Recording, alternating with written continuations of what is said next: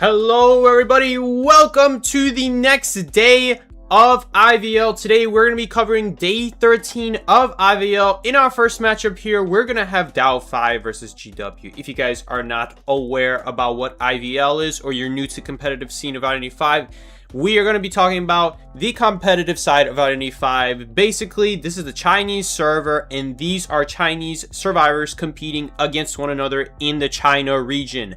It is its own separate server, separate from NAAU, and there is no YouTube feed for this stream because of the fact that it is based in China. They don't have YouTube. So we're going to be streaming this to you guys today. And in today's set of matches, we are going to be first seeing DAO5 versus GW. We've previously seen DAO5, if you are not familiar with tournament gameplay, previously KOA, the global championship where all the teams in the world come together to fight against one another to see who is the best. DAO5 has previously won a KOA, was a couple of years ago now, but they have previously won. And also we see a very interesting survivor lineup here. And I'm very curious what GW Terror is going to be picking here. GW is the opposing side. Haven't seen them win a KOA yet. In fact, I'm not too familiar with them, but I've been seeing them play quite a bit here, and they have been holding on very strong here, doing a good job making sure to secure those ties. Really, no team has really been falling apart. You haven't really been seeing like any 2-round victories. I've seen maybe just one so far, and that's not counting the other couple matchups, the other half of matchups I haven't seen. But overall, everyone here in this tournament is playing a very solid game. You'll notice that in these matches, it is very different from rank mode because you see a lot more slow gameplay. The hunters they pick here are hunters that are so strong in this game right now that the only thing you can do as survivors is play it slow, play it gentle. You don't want to rush into things. That is the general premise of tournament gameplay. And right here in the survivor lineup, it also changes based off tournaments. So right here, we see a lot of like weird survivors here. Like we see Lucky Guy, which honestly, let's be real, Lucky Guy is not that amazing with how slow he opens chest and how it takes a while to get those singular items. And also Escapologist, which out of all the rescuers is arguably one of the worst rescuers.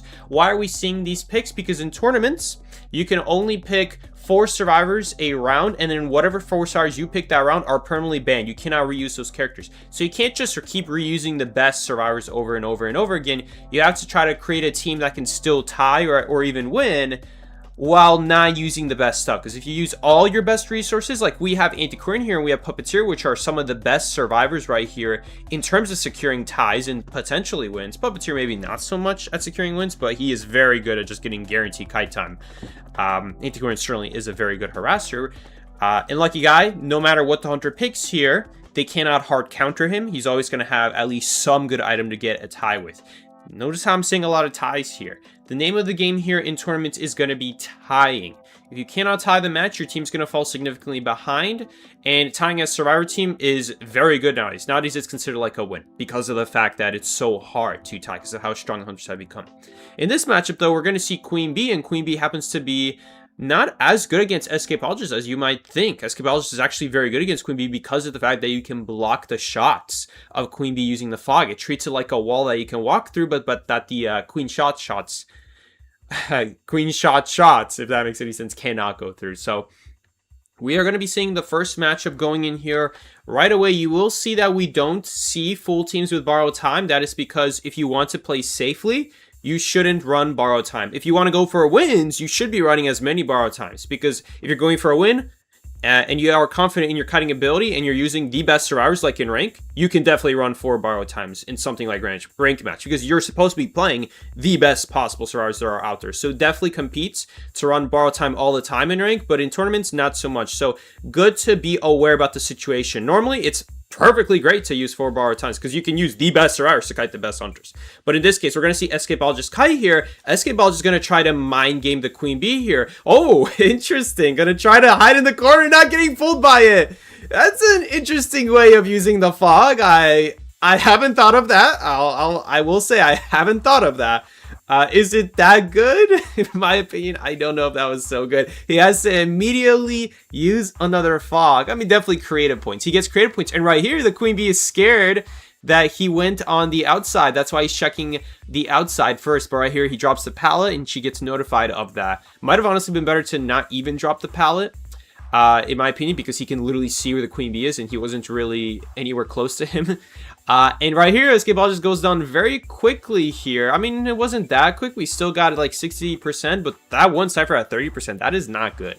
Overall, pretty good chase right here from GW right here, making sure that they quickly deal with this escapologist. Escapologist is going to move himself probably towards the rescue here to make the rescue a little bit easier to make. Although I will say it doesn't make it any easier for this person to not get farmed off the bees. She's going to constantly be gaining energy here. Going to have plenty of energy here. Ooh, Puppeteer having to avoid the shot right here. Very close. Almost got hit there, but great puppet. But the puppets are going to run out very quickly now. Has to avoid a terror shock. Does not avoid the terror shock. Eats the hit.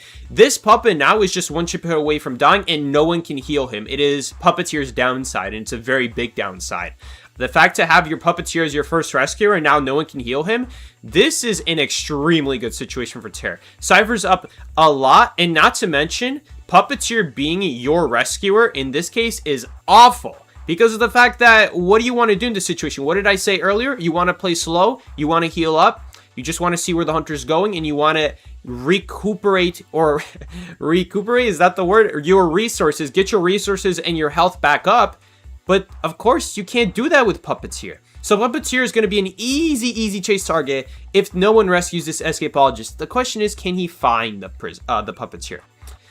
And this is why I'm not a big fan of Puppeteer per se. This is kind of my own personal thoughts at this point. Why I don't like Puppeteer as a rescuer, as your first rescuer at least, because of this kind of situation where it's just, if he gets damaged a lot, there's no way to heal him. Now, though, Lucky Guy is rescuing here. And he is going to get injured. Is he going to choose to shoot the gun? I think he is. He barely gets the flashlight, and he's going to probably shoot the gun here.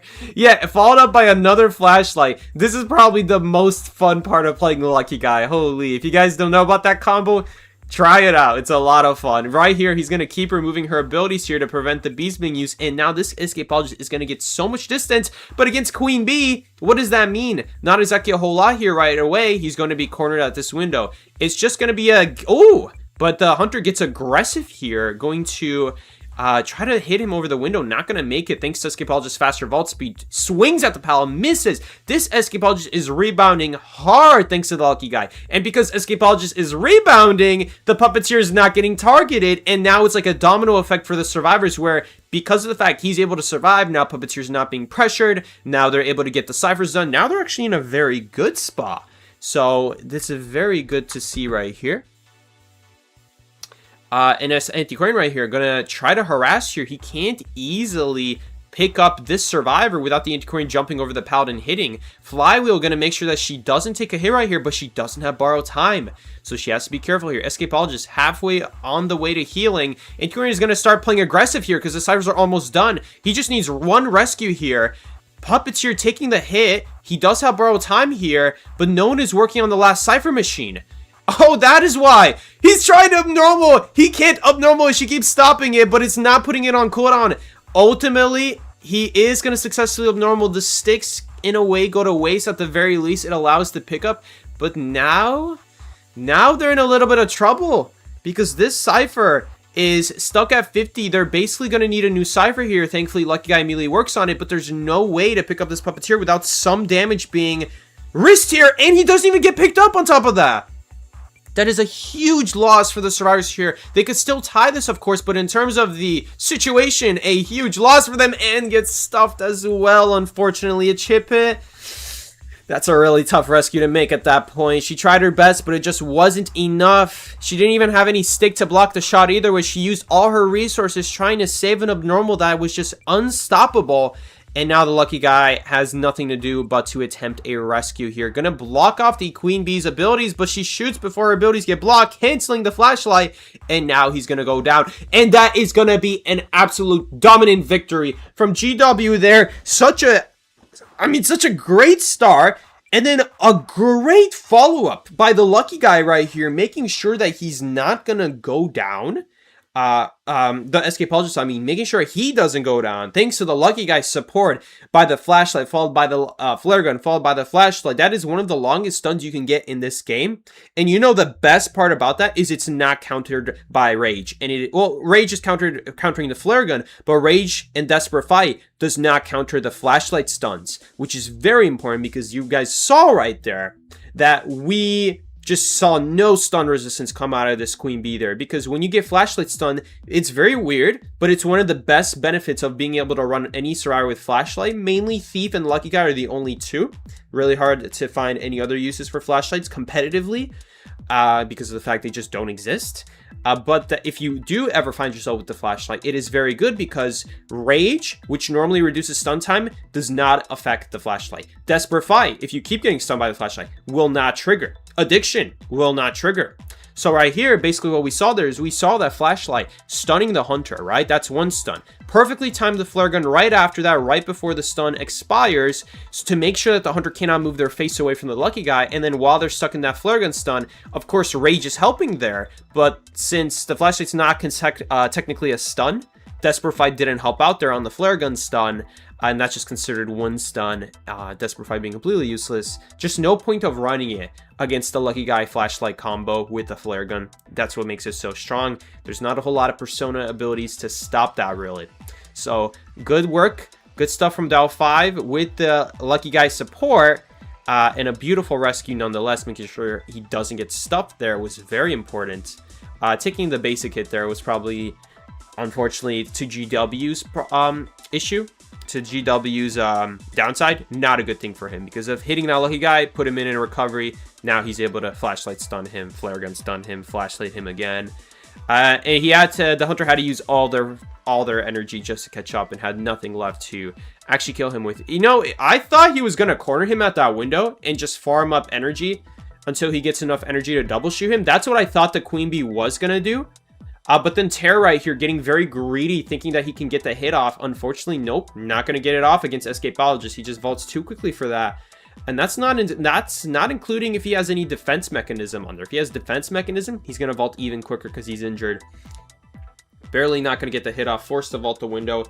And you know what? I almost wonder if him now removing the bees there made a difference there, because when you remove the bees off the map, you vault windows 10% faster. So I wonder if he did that, would he have maybe hit the Escapologist before he reaches the pallet?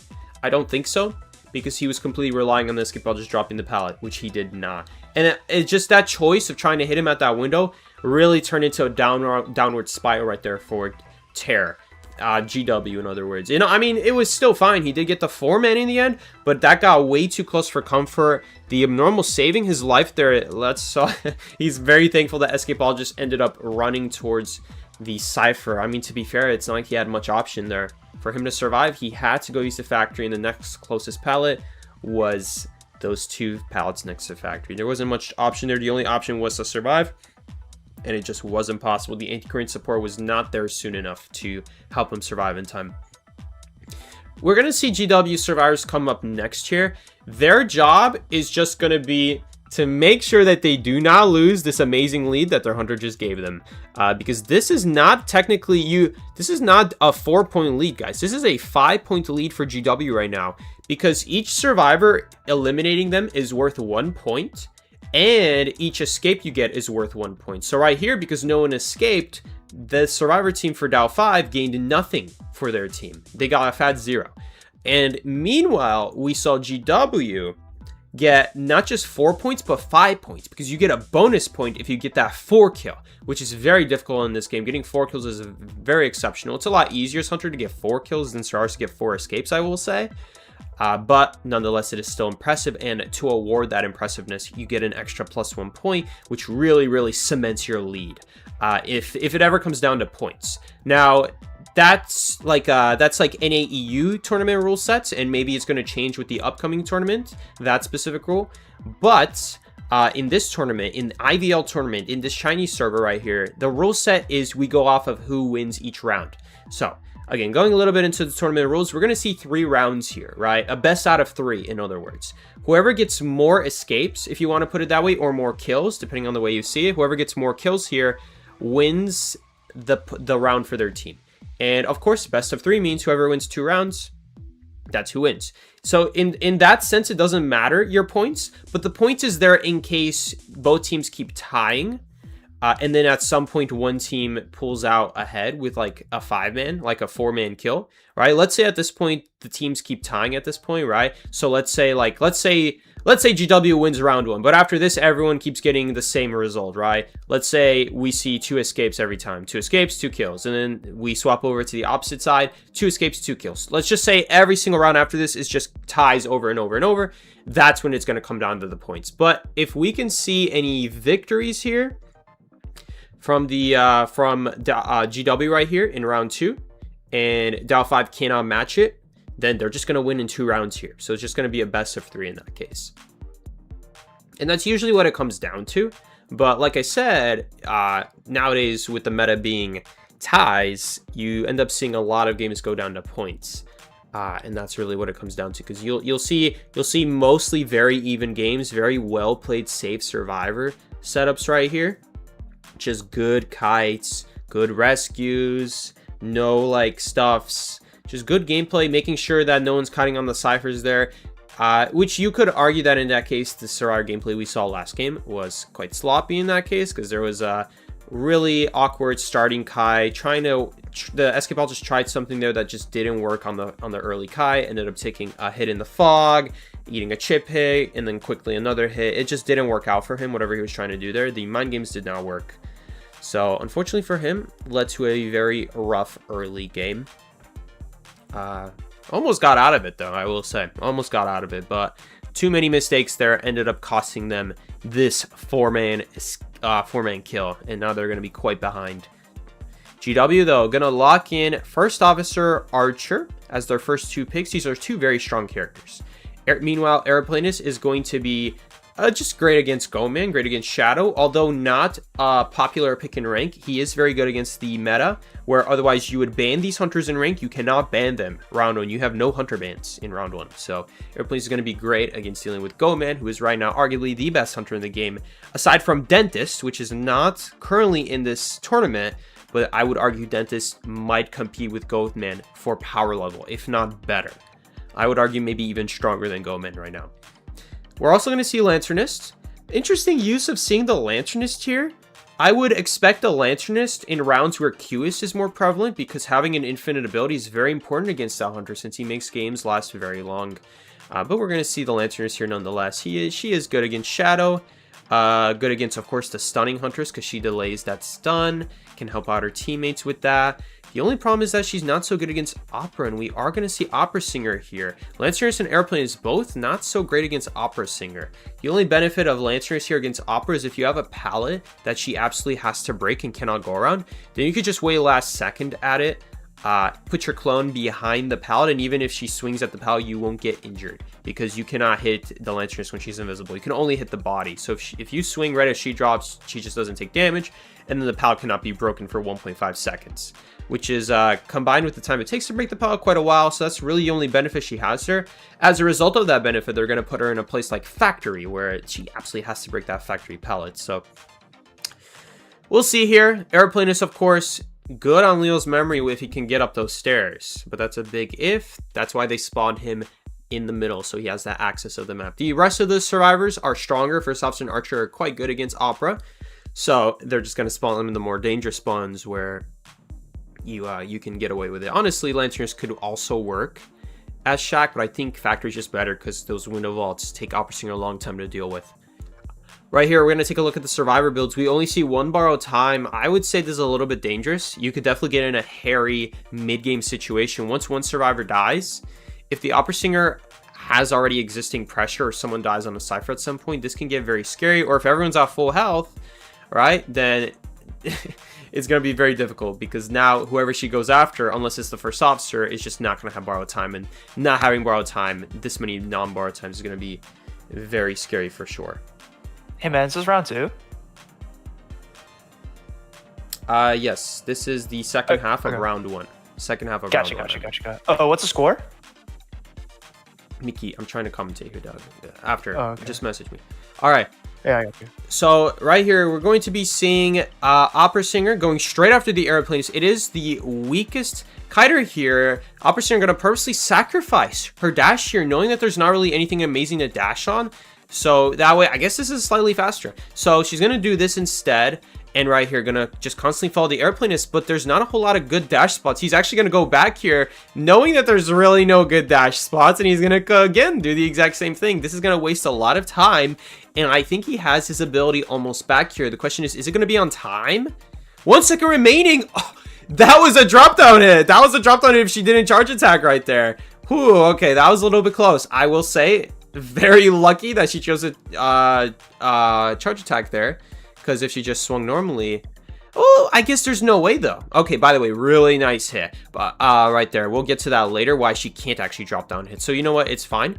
I just realized why she cannot drop down hit. But anyway, really nice here using the early game factory to just really slow her down. He is gonna ultimately end up going down. You know what? All things considered, it wasn't all that bad of a kite, just because of the fact that Airplanes has a really rough time. Okay, so why was that drop down actually fine there? Because of the fact that I've realized that Opera Singer cannot fall down the hole without first swinging, which means that she cannot swing again after the after she starts falling. So it means that he's actually perfectly safe there to drop down, and she cannot swing unless she doesn't go in the shadow, which she did end up going in the shadow. Right here, she's gonna dash forward, knowing that she has this, well, she can't actually immediately go back and dash there. Try to get a cheeky hit on the first officer, not going to end up getting it. Just going to put her on cooldown for no reason. It doesn't matter, really, if we're being honest here, because of the fact that Aeroplanist anyway has tide turn, so knocking him down immediately doesn't quite matter. Airplanist now just going to make sure he dies in the corner away from his teammates. So they did give him borrowed broken windows with this tide turner, so he's going to die with Sui, and that's actually perfect for the Survivor team, because now they don't really care, because he didn't really have endgame potential anyway without the borrowed time, so he was basically just a filler kite, right? And I guess the idea with everyone running no borrowed time is that no matter who the Opera Singer chases, they don't really care, because of the fact that no one has borrowed time on this team except First Officer. There's no way she's going to chase the First Officer. Lancer is here, going to try to sneak a rescue here using a very nice invisibility right here, making sure that it's out of the way of the rocket chair and not easy to find. Finally going to hit him right here, and we're going to see this tide turner again give value. We're going to see the value of this triple tide turner on this team. Very safe setup, I will say, for the early game. When it comes to the early game, taking a look at this Persona web setup, everyone running tide turner, or I guess Archer's not running tide turner, but basically 3 people here running tide turner means that no matter who gets chased here, they're going to have 2 tide turners. And it just guarantees that no matter who the Opera Singer chases, there's always going to be 2 tide turners. The downside of this team comp is they have to make sure they heal up. All their non-borrowed time people, they have to make sure they get healthy and healed up. And those who are not healed have to stay out of the way and out of sight. Right here, we're going to see the Lanternist here going to be at factory, so she has to make sure she doesn't get seen here, otherwise she could be in a little bit of trouble. Getting your target with no borrowed time here is going to be what this Opera Singer needs, but she doesn't have time to find her is the problem. You can't really risk it, otherwise so much decoding happens. Now she's going to go ahead, try to find those shaking ciphers, but just now the cipher starts shaking, but he's not paying attention to it. Now the cipher is shaking. He looked before it was starting to shake. Once again, going back to factory, but we already saw there's not exactly a whole lot of easy spots to dash at Opera. Even with 1000 presents, you still have that really annoying window upstairs. Gonna opt to leave instead. By the time he's reaching this cipher, it already is 44%, and First Officer is well on his way for the next cipher machine. This is what I'm talking about, playing slow. Right here, getting off your cipher machines ahead of time, preparing the kite early, dropping these pals ahead of time, just getting that guaranteed kite time. Ooh, not going to use her ability there. I guess it's because she realizes she's not going to make the window here. I think she probably would have, but I guess maybe she would risk the Blink Terror Shock then. Right here, going to run back into the shadows here. Thankfully for her, the Opera Singer dashed, took the teleport far enough away, but so many bow misses here. We saw the bow missed earlier there. Now again, the crossbow's missing. Unfortunately, gonna not really get great value out of her abilities there. And gonna end up going down here before the cipher is even primed. This is where you don't want to be as Siraj. This is the downside of running the triple tide, but no borrowed time build except on the rescuer. Now we have a problem. Now we have the problem where Lancers is getting chased, and Lancers has no no borrowed time here. So even if they rescue this person here off the chair, now they have no one at the cipher. Really nice pallet stun though. Really key getting that pallet stun there. Opera Singer tried to walk through. Didn't work out though for her. And now she's going to pop the cipher. And she's going to pop it after the rescue happens so that now they can do the gate. Unfortunately though, they're going to do the other gate here. Which means it's going to take more time. But maybe now the Opera Singer will run to Christmas Tree and get fooled thinking that someone is there. Nope, looks like she's going to go straight here for the other gate, but it's just too far away. It's still too far away. The Lancers did a good job here making sure that they will not get caught out here next to the gate here on time, making sure she dies in the corner so that no one gets killed here. And just like that, they are going to get the super safe tie here. Got a little bit sketchy, making sure that they popped that cyber machine right before she went down. She made sure that he popped that cyber machine so that the rest of her teammates can escape after the cipher pop, even though she went down pretty quickly without the borrowed time. If we're talking about just in a situation where the hunter already used their teleport, that's perfectly fine. She just needs to make sure she dies away from the gate, and that was key right there, making sure that she's out of the way. Allowed them to get the escape there. Even helping to get that gate open a little bit faster. Lanterness used her ability there to open the gate 10% faster, so really nice from them right there. So yeah, we are going to see that super safe tie. Dow5 is not going to be able to match the 5-point lead that GW got last round, and that means GW is going to be winning this round. So good work right here from GW. Now the strategy might change a little bit. Now we might see GW get a little bit more aggressive with their survivor picks. They might start picking the stronger survivors and just kind of use them all in one round. I'm very interested to see what their game plan is. Are they going to try to use all the best survivors they have right now, right here, to just try to take this in round 2? I mean, getting a lead in tournaments right now is very strong, because if you even get a little bit of a lead, you really could just play safe and just not use your strongest survivors, because even the strongest survivors honestly can't stop the strongest hunters. That's kind of like what the dynamic has become with the hunter versus survivor. The best you can do is ties. It's really hard to get 3 escapes as survivors. The best you can do is tie, and then as hunter, if the survivors just play a good game, it's really hard to get anything more than a tie as well on their end. So we'll see here. We'll see. This could just be a 3-round game where GW plays the attrition game and just slowly plays good games of IdentityV, making sure that both sides are tying, so that in the end they win with points. So that 4 kill they got at the very beginning allows them to get away.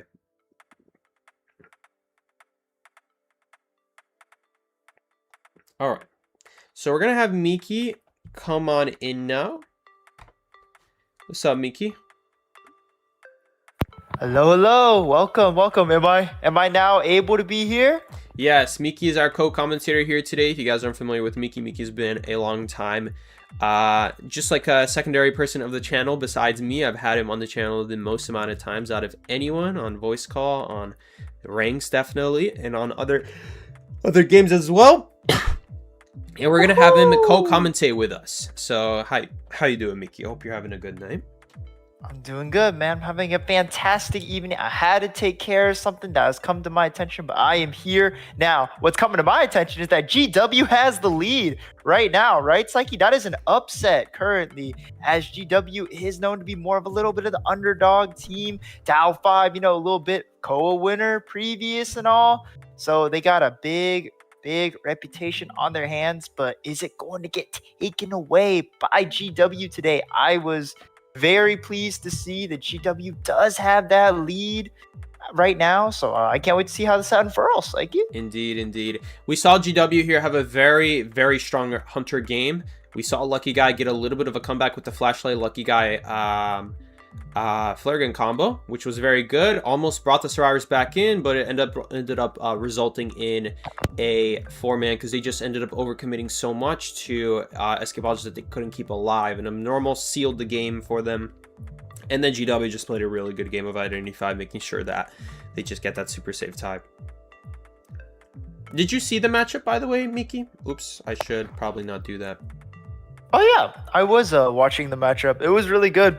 I saw a lot of the stall game being played very well by GW.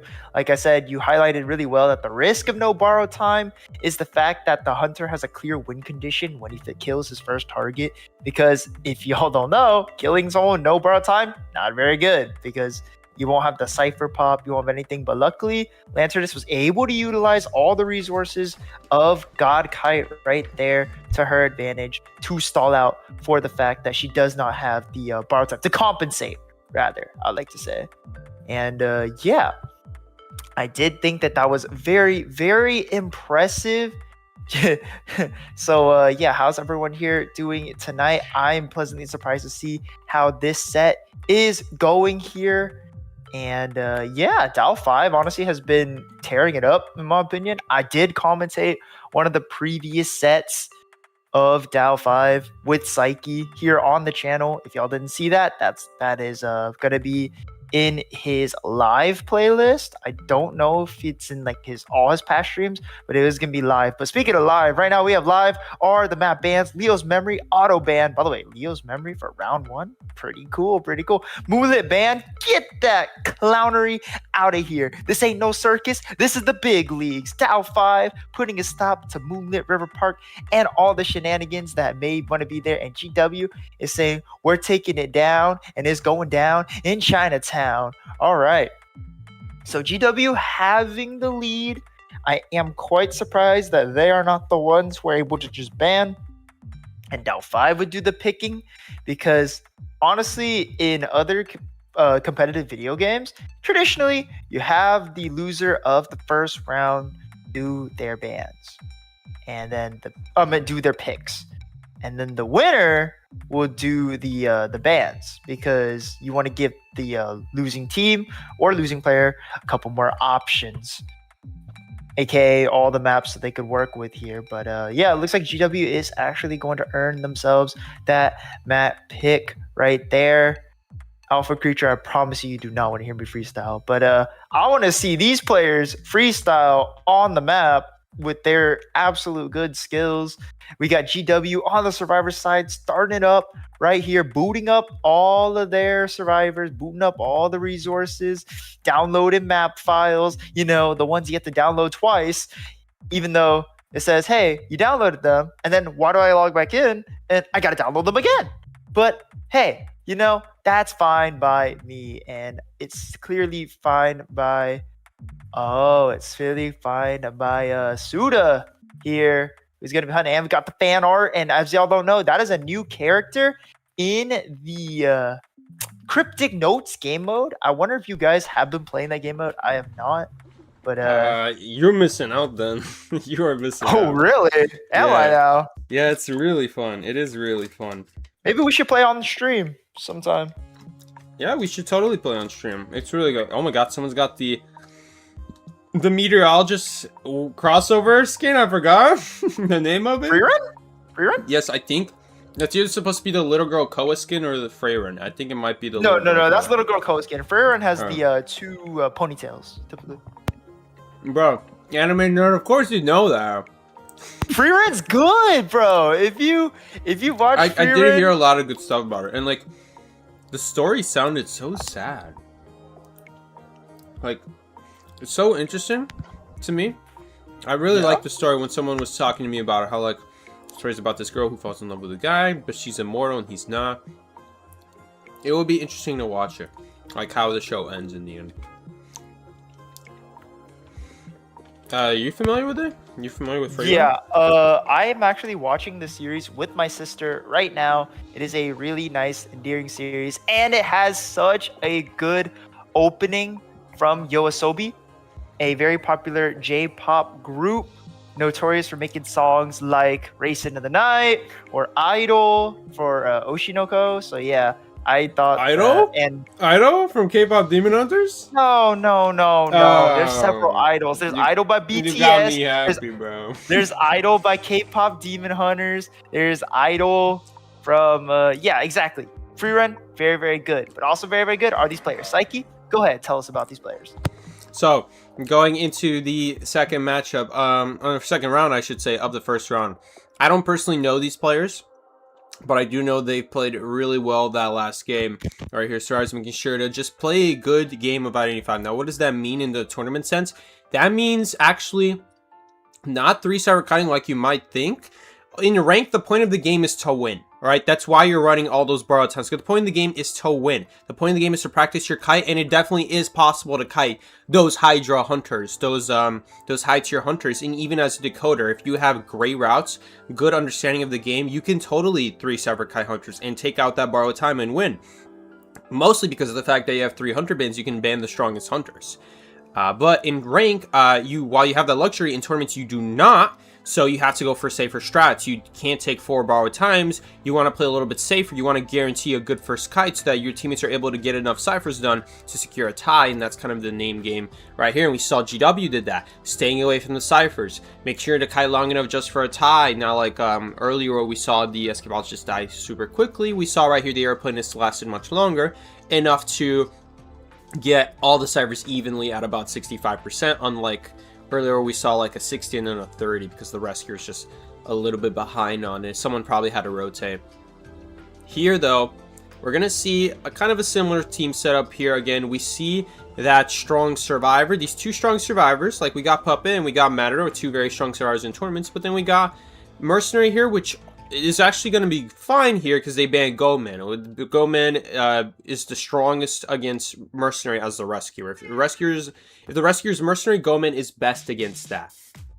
But right here, they do ban Goman here, knowing that Mercenary's greatest weakness is Goman. So making sure that that's out of the way. Are going to still leave Queen Bee open. Pick rate 6, ban rate 29%, win rate 17%. Is this talking about specifically Mercenary? Is it talking about specifically Mercenary? I have no idea.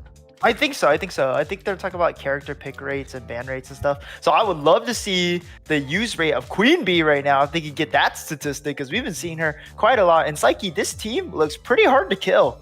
Like, if I'm a hunter, I'm dreading going against any of these survivors. You got Mercenary, the once formerly known as unkillable survivor, still having that death delay when getting hit. Once and twice, we have Puppeteer, who is on-time reactions and does reward him for taking hits as it reduces a full hit to a chip hit. You got Matador. Do I need to explain Matador? Always has abilities like if you leave him, you come back, you have a full, fresh Matador. And you have Psychologist with a newly given buff, not too new now, but a newly given buff that allows her to dash if she has been injured once. And speaking of Queen Bee, look what we got to see. Queen Bee, not too surprising. We've been seeing a lot of Queen Bee in IVL right now. While we haven't been seeing too much Queen Bee in rank, Queen Bee is certainly a powerful, popular pick in IVL. Is she stronger than Goman? In my opinion, no. And after this nerf that she got just now, this past Wednesday, definitely not anymore. That being said, the tournament server doesn't get updates like the regular server does. In fact, I don't even think they got April's balance changes either. Or maybe they did. I forgot what was the April balance changes, which survivors they nerfed. I think they nerfed, like, for example, forward to a 6-second cooldown. But that's really hard to notice, something like that. So I do wonder if they got those balance changes. I don't think so. But yeah, any balance changes that the devs do within the past, like, 3 months, let's say, are not going to be in this special tournament server that they have designed for offline tournaments such as these that we're seeing, where the players are playing in person, all on the same Wi-Fi connection in essentially the same room. They have a specific tournament just for that, so they can guarantee no Couch Wi-Fi co-op IdentityV. Yeah. So again, where was I going with this? Yes, Queen Bee, very strong hunter right now in tournaments. We're seeing her a lot. Going to be very good here against the multiple hit survivors here. Can slowly chip them down and make him maybe take only 2 or maybe even 1 hit to kill them. Puppet, of course, damages himself when he's scared of Queen Bee shooting the chip shot. So if you don't dodge the chip hit, that's essentially the same as if you used your Puppet, right? Because no matter whether you use the Puppet or you get hit by it, it's still chip hit no matter what. So she ends up being very good against Puppet as well. And then Mercenary, very powerful against detention late game and also early game, making sure that he can't really take advantage of his delay damage, because some damage will always overflow if he's a chip hit away from death.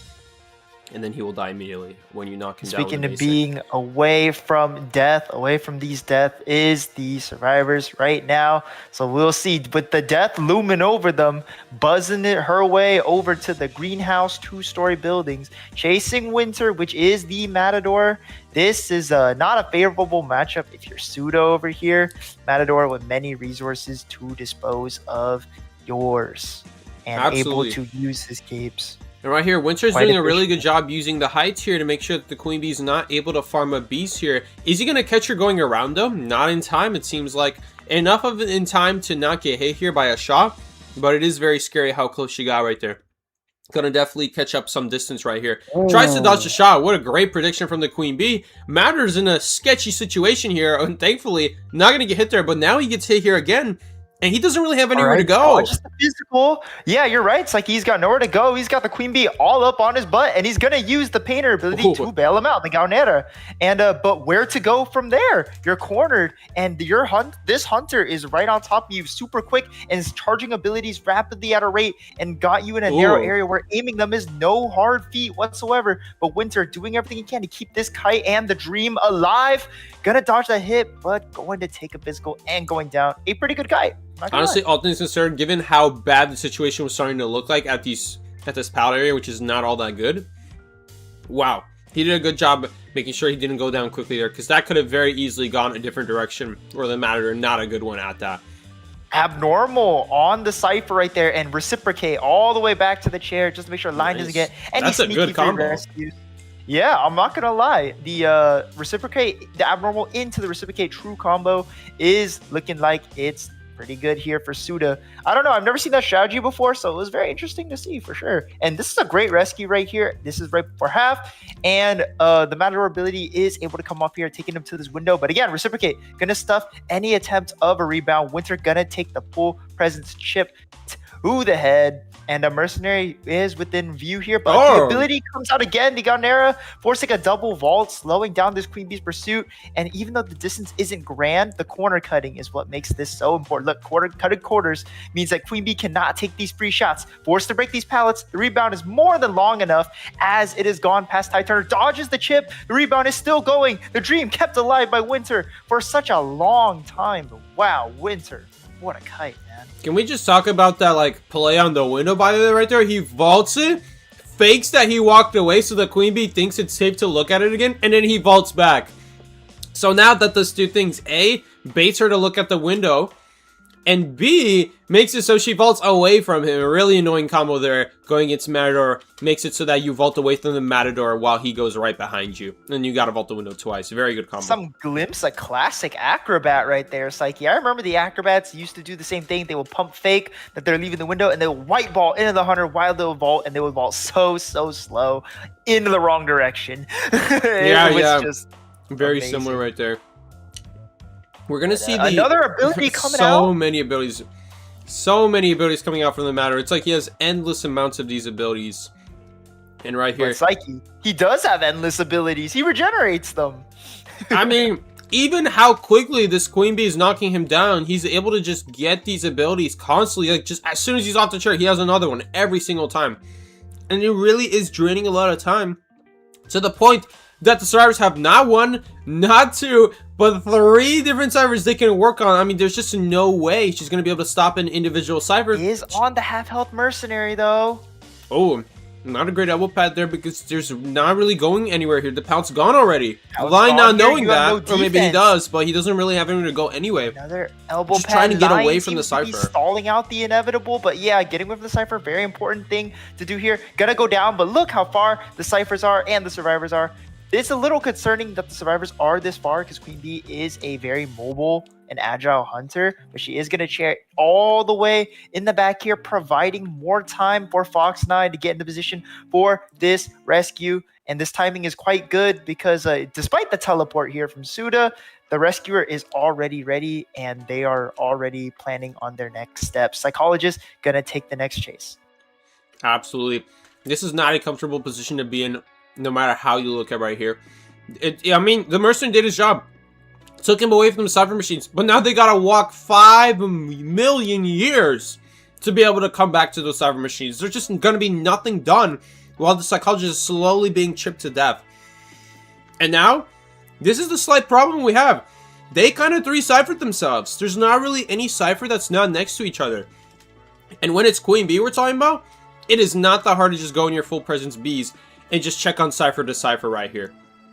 And it does look like they're taking quite a big risk here, Psyche. Will it pay off? The mercenary is the one coming in for the rescue. Oh, interesting. And it looks like it pays off right here because Suda does aggressively pressure this cipher once again. GW's read right here on the Queen Bee's motions and intentions are gonna pay off right there. The cipher or greenhouse is able to be done, but it looks like they're gonna take the time to patch up their teammate instead. I do agree with this because man, this character just snowballs so fast. And yeah, that healing is complete. Are they gonna heal the mercenary too, or are they just gonna get up on that cipher? A lot of kiting is happening here, but not a lot of decoding.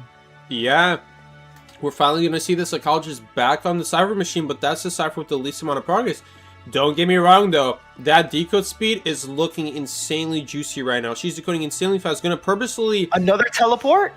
Going to purposely drop here so no one can immediately rescue the puppeteer. It takes more time to heal than to rescue him off the chair. If you think about it that way, getting him back to half health is going to be easier when he's on the chair. Right here, really good dodge right here, making sure he doesn't immediately go down, but still... It looks like she's not going to be able to last much longer here, especially with this powder already being used. We're finally going to see the psychologist going again to the corner that everyone's already been using. And there's just not going to be a whole lot left to do here, unfortunately.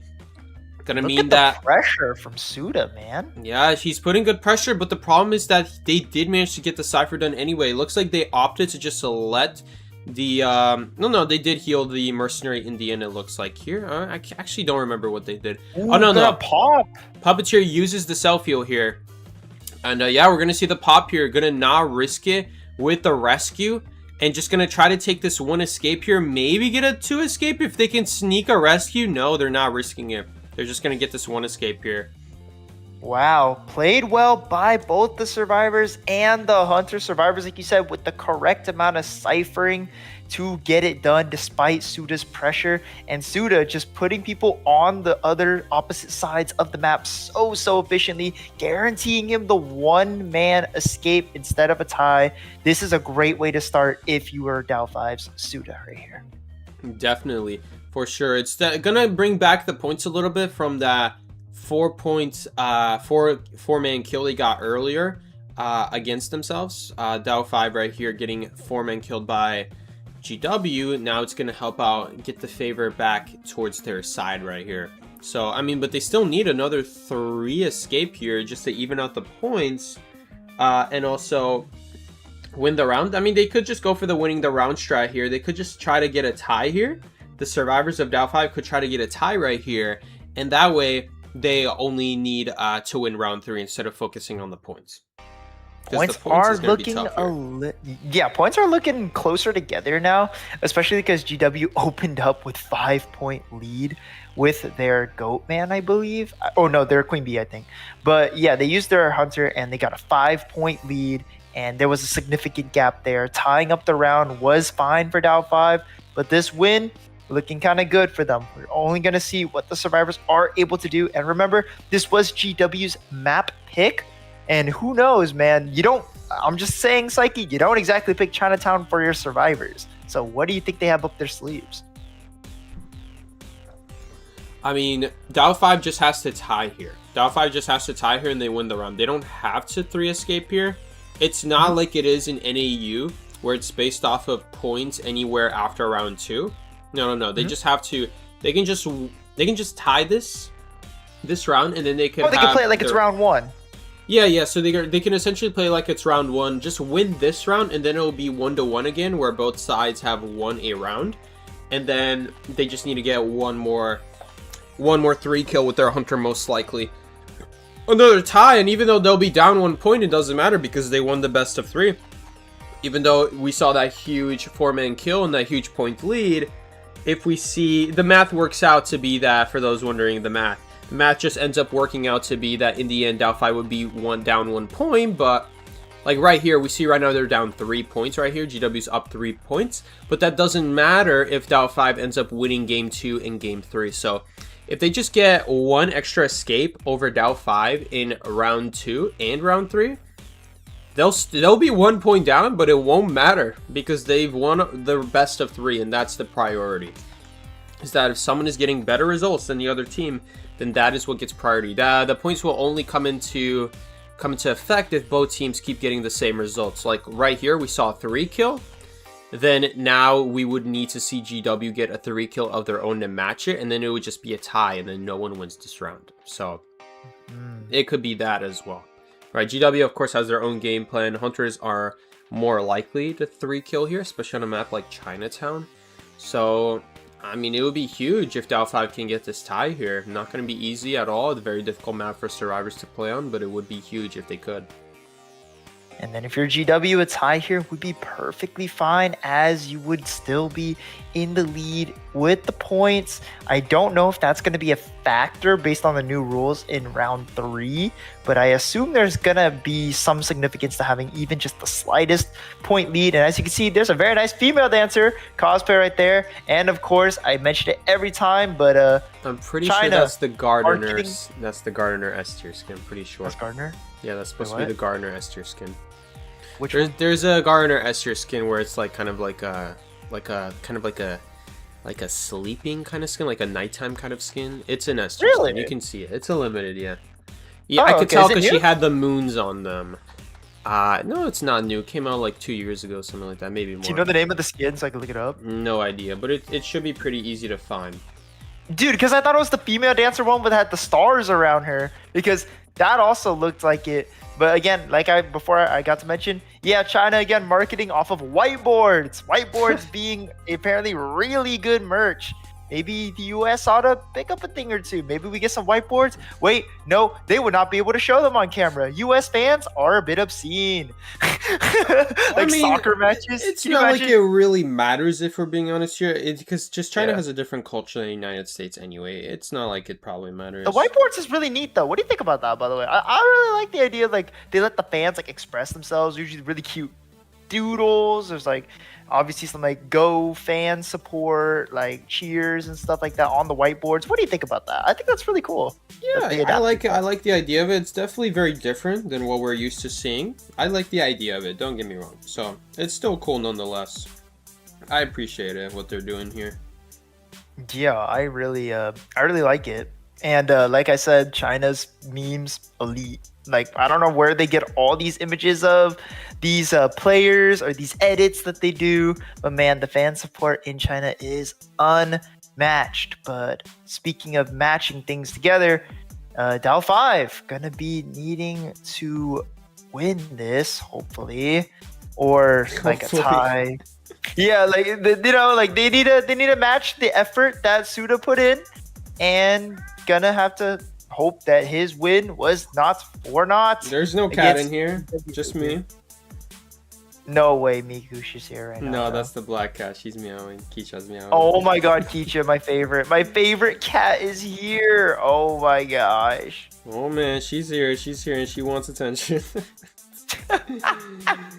It's rare that she wants attention though. Yeah, usually you don't see that. Usually you don't see that.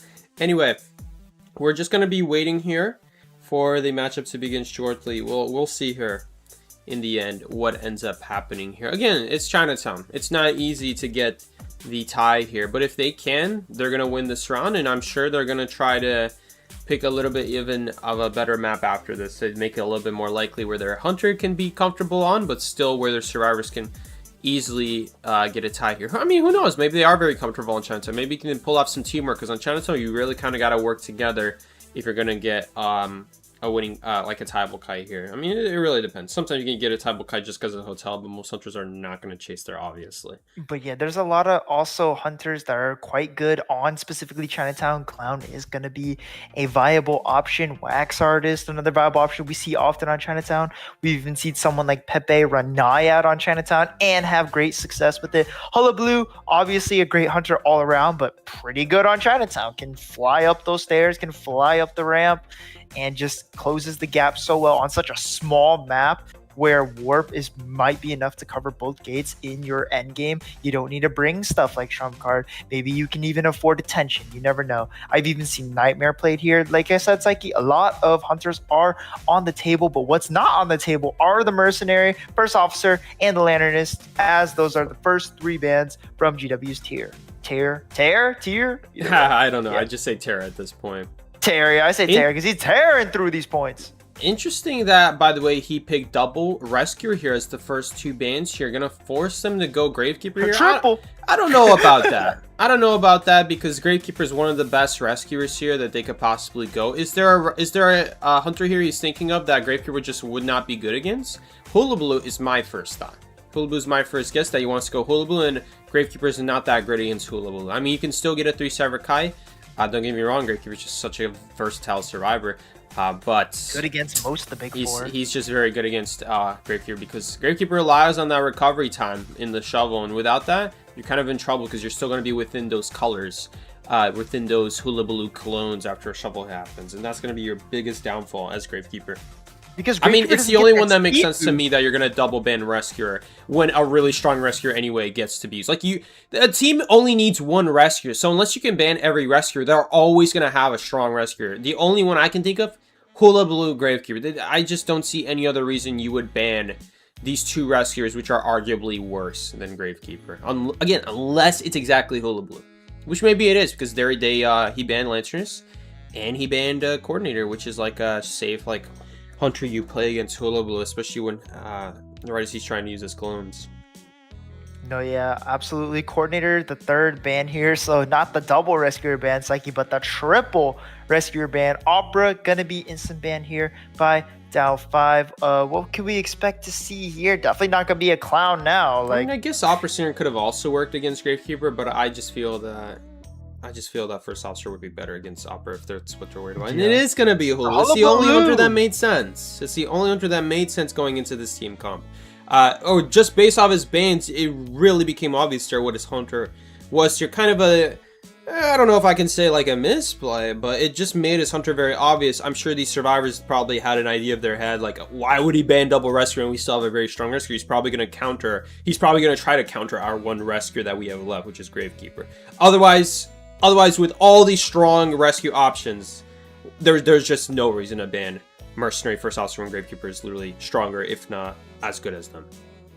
Anyway, we're going to see Gravekeeper. Gravekeeper might get chased here, honestly. I mean, I can see him being an option, yeah, but then you have backup rescuer like the aeroplane. Yeah, we see other backup options. Archer's very good against Hullabaloo.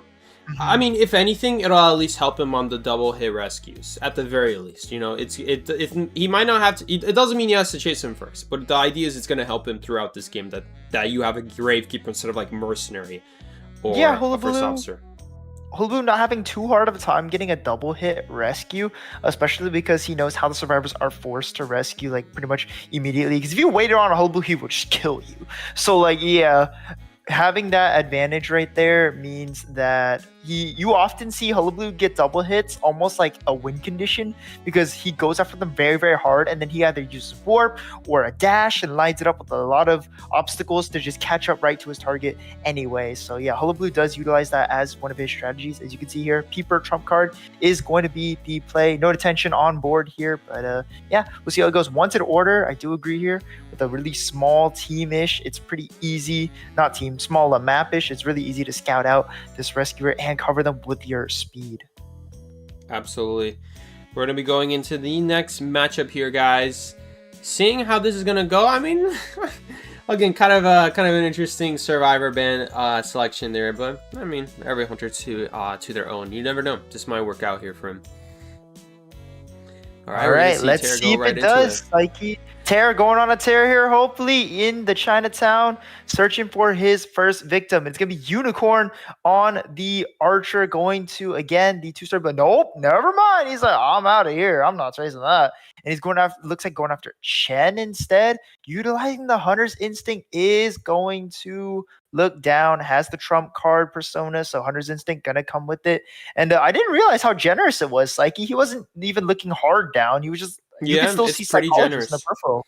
It's pretty generous here. Right here, Hula Blue is also going to be pretty good against Psychologist here, who really relies on recovery bonuses and also the hit bonus. But Hula Blue, of course, gets no recovery penalty from hitting survivors right here. So he's going to be able to damage her. Most likely right here, she's just not even going to vault it, not going to risk the Terror Shock. To note, Psyche, he rotated his colors early. Do you think he was planning on catching the transition? You think it was a misplay? Maybe, who knows? But right here, this is what I'm talking about. Psychologist relying on the hit effect, the hit recovery plus the bonus speed. Not even gonna matter here. Psychologist gonna try to use the ability here. It wasn't worth that all that valuable, to be honest, but at least it avoids the hit for the time being.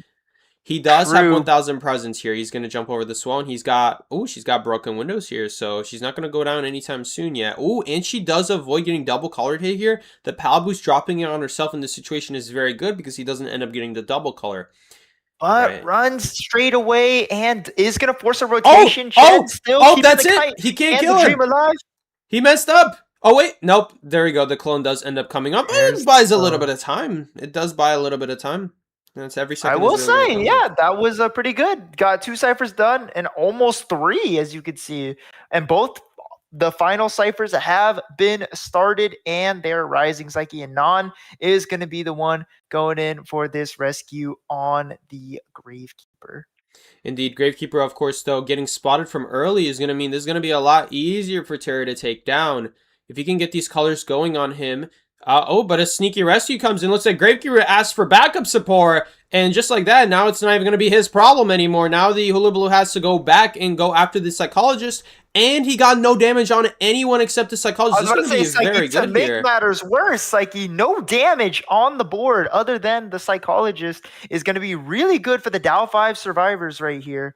And yeah, the teamwork, the coordination, and the backup rescue coming out perfectly. Nice sneak from Schmau right there. Absolutely. That was huge right there. Because if the name of the game is to tie this matchup, then there's no better place to do it than at full health with all survivors. I mean, at the very least, whoever just rescued there, use their tie without taking damage. That's huge. That is huge if you're able to do that, because it's so hard to snowball as Hunter if you don't get the damage in on that rescuer.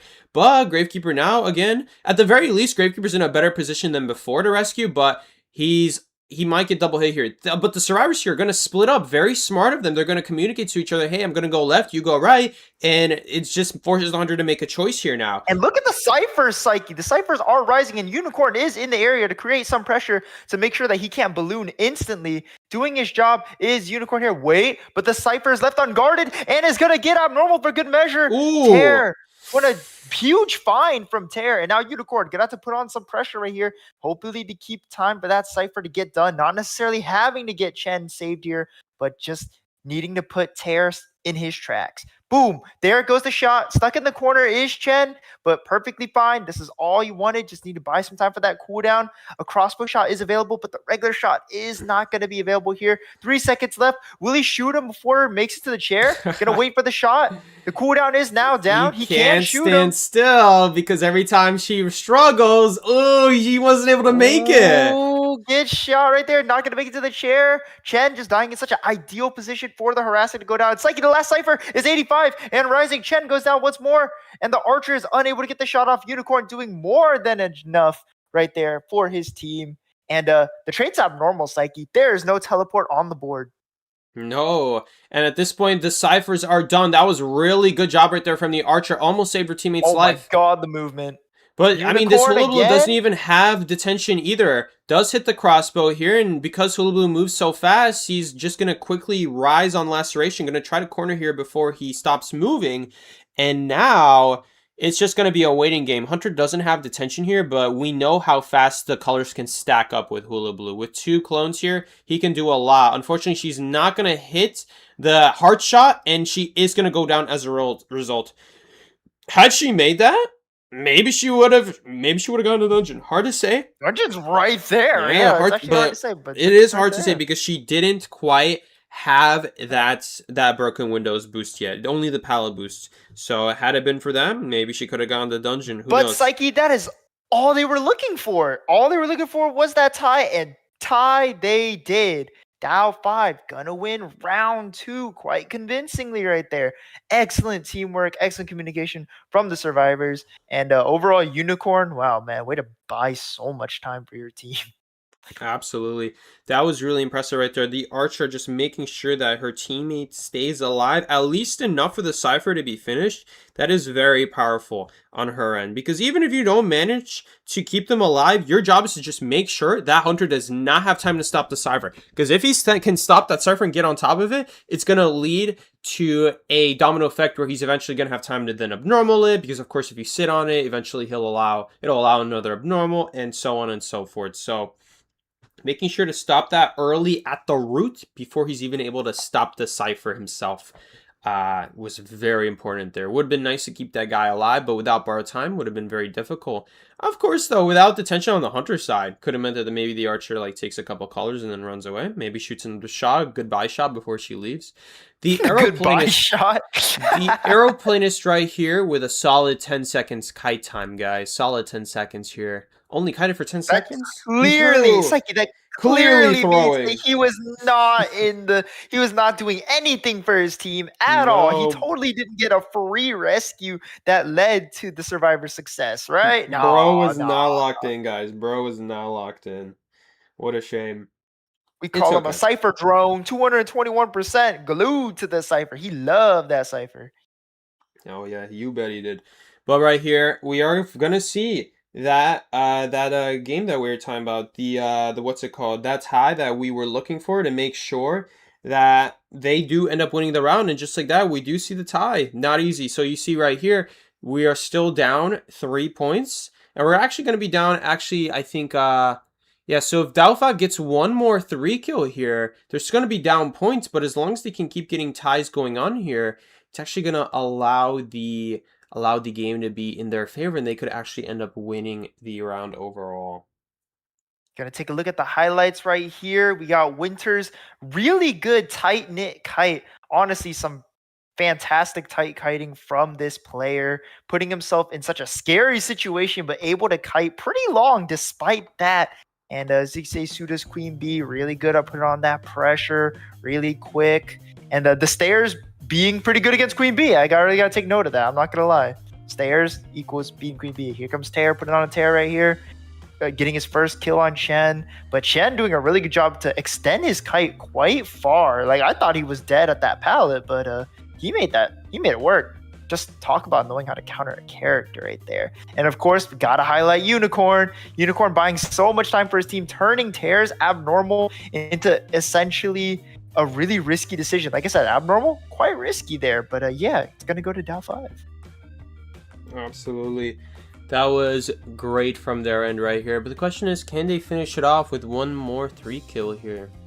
That is the real thing we'll have to see. Yeah, man. I mean, they started this set on the back foot a bit. GW taking a convincing 5-0 start with their Hunter and ending up with 7 and 2 points. Like, that's not an easy thing to come back from, but Dow 5's certainly making it look like they're able to get there. Only a 3-point deficit now. So either 3 survivors out or like 3 survivors killed. Yeah, it's not like the worst situation. And overall, it's not like you need to get it all in one match. Just overall, 3 survivors out or 3 survivors killed. Not too bad. Not too bad at all. Dow 5 looking like they're back in this fight, this set overall, but they're going to take a look at picks and bans. Auto banned is going to be the Leo's Memory and Chinatown, as they were the partake map. GW again putting a stop to all the silliness that is Moonlit River Park, and Dow 5 can take it to the smooth and somber Lakeside Village. Another very popular map pick for competitive IDV overall. You're not really going to see Hospital today, folks, or Church. We saw Church last set, but yeah, you're not going to see those today. But Arms Factory, I wonder when we're going to see you, man. Like, I miss you, Arms Factory. Yeah, we don't really see Arms Factory anymore. It's kind of like disappeared from tournaments. That used to be Leo's Memory. Now it's just Arms Factory that no one is using anymore. Psyche, why don't you think people are using Arms Factory anymore? I don't know. Maybe because it's just easier map to kite on nowadays than the rest of the options. You really got to also, I mean, I would say that Leo's memory, the advantage of Leo's memory is that Opera Singer is a very strong hunter on Leo's memory, so it's better for your hunter that way. But also as a survivor team, like really the survivors, what it's all about is you don't want to give a map where it's easy to just do 1v1 kites on, right? Where the hunter is just going to get 3 survivor kited, no problem. You want to try to pick maps where you're forced to work together, so the teams that don't have good synergy with each other fall behind, while those that do have good synergy with each other end up getting ahead in the tournaments and they're able to beat out their competition. I would say that's the biggest thing by far. Right, Mickey? Mickey. Well, yeah. We're going to see what ends up happening here. Again, we're going to need to see Dow5 get one more victory here, at least from either their hunter side or their survivor side, and they can win this. But technically, if we were to see one more tie happen here, then at this point it will go down to points and GW will win. So really GW just has to play like a safe game here. Make sure their hunter doesn't get 3 cyber kited here. Just play super safe. Of course, it's easier as the hunters to have control over the match than the survivors. It's easier for the survivors to kind of keep control of the match and kind of control the pacing of the match. Of course, if the hunter can't find anyone, they're not able to get ahead. Survivors always kind of have that advantage of being sneaky, where the hunter is always being revealed with the heartbeat. But on the other hand, that is where hunters like Shadow might come in and they can definitely surprise the survivors. Same with Dream Witch. So things change. It really depends on the situation.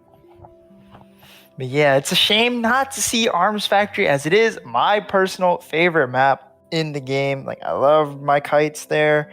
The map, in my opinion, is built pretty well. There's pretty good ways to get to chairs without being seen, just if you utilize like the big barrels and walls really well. But with the changes coming up, I hope that that's not going to change as well there. But if the changes is going to be what puts Arms Factory back in the competitive map, I would be perfectly fine with that. Because Arms Factory make good games. Like, I love watching every little thing go down there. But like you said, it's a very advantageous map for survivors. The kites are quite consistent there. You got strong places like Factory, back Deep Sandbag. That's like my personal favorite area to kite, with the wall, RIP wall. But yeah, overall, Arms Factory, I really like watching gameplay on there and playing games there myself. But not playing any games here is going to be GW if they hope to win this set, or Dow5. It could be them closing it out, but Meteorologist is going to be the first lock. Never mind. I think it's going to be Patient. I think this is a better pick as well. Dow5, don't let me down with this Patient pick. I love this character. But Enchantress going to be banned. Lantern is going to be banned. Oh, it's going to be both of them. Both of the gimmick, the height gimmick characters. You do need to have one on this map if you want to have a reliable, consistent, long kite. And why not? Have 2. Take 2. Don't take 1. Take 2.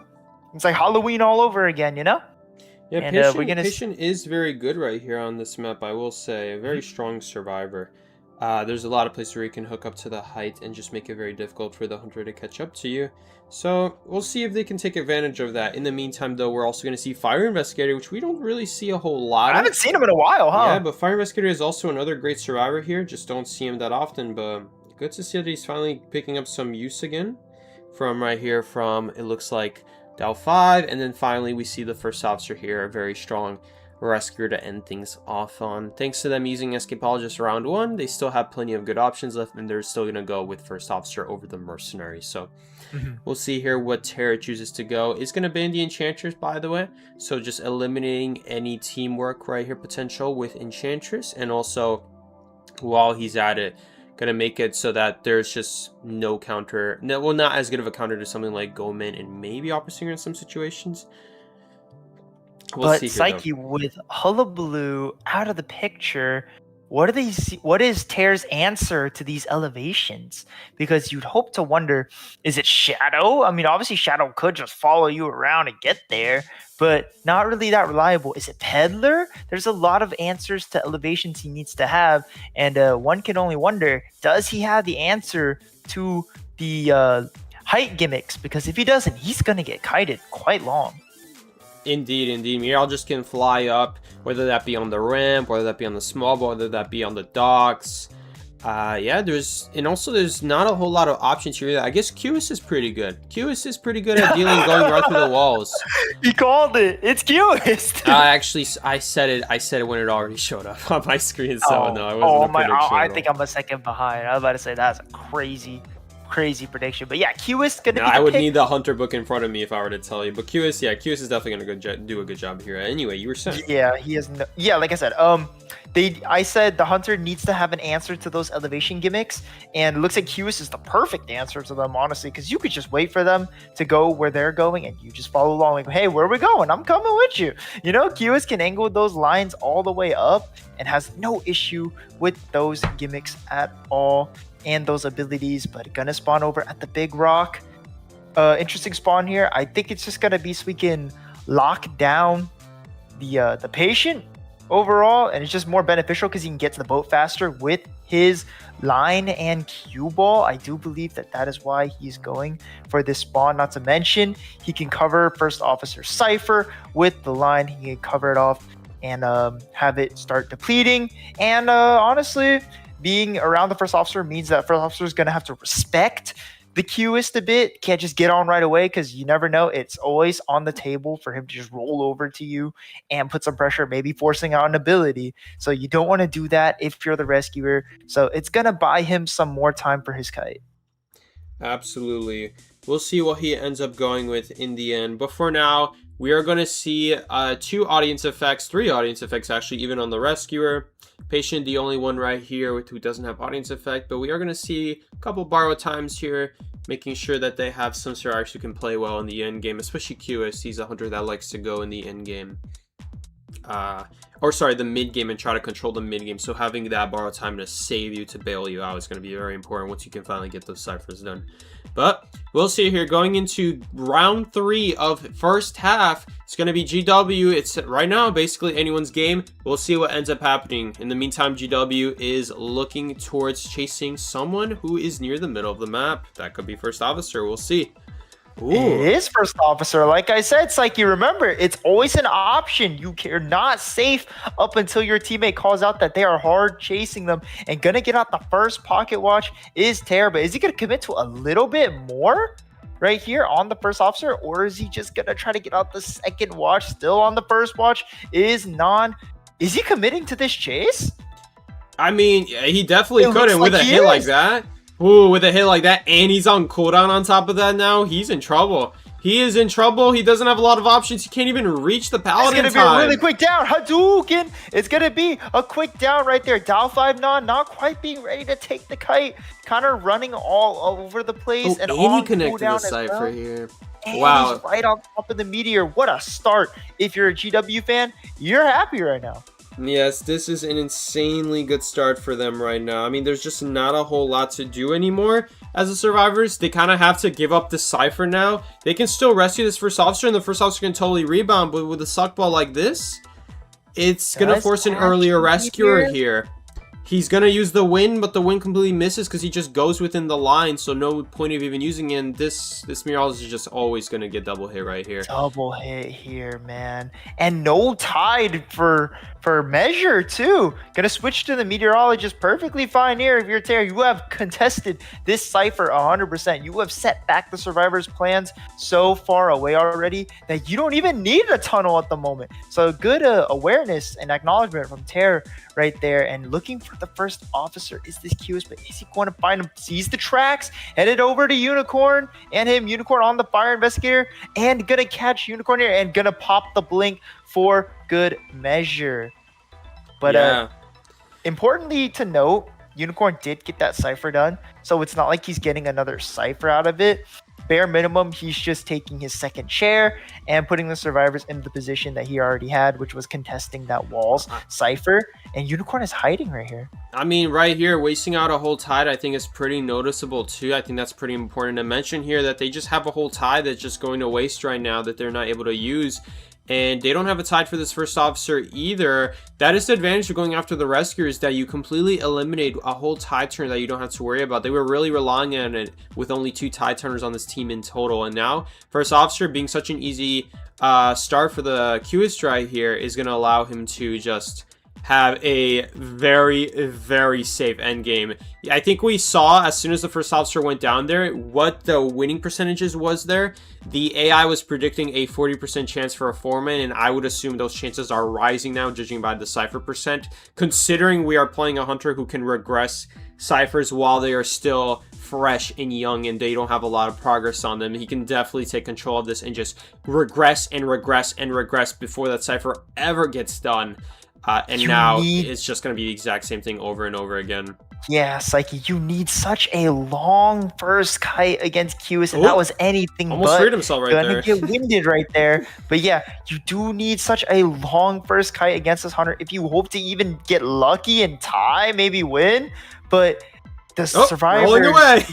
Rolling away. Not sure if that was part of his plan, but ended up not reacting quickly enough to it. But just gonna roll back here.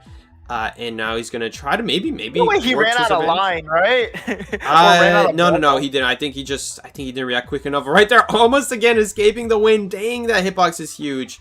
We're all just gonna take this Vol here, seeing that he tried to charge attack, so he doesn't have impulsive anymore. Not gonna have the speed boost anymore to make it, but still, it's just a guaranteed. Ooh, that's not gonna appear behind, is it? Ooh, that was pretty close. Would have been pretty funny if it showed up behind the pallet right there. Yeah, if it showed up behind the window, that'd be pretty funny. But Psyche looks like Shmao's making up for the percents, because as you can see, the ciphers are looking quite fine actually, despite giving up the early game cipher and despite having such a short first. He doesn't have a line. He can't connect the suck ball because he doesn't have another line to control it with.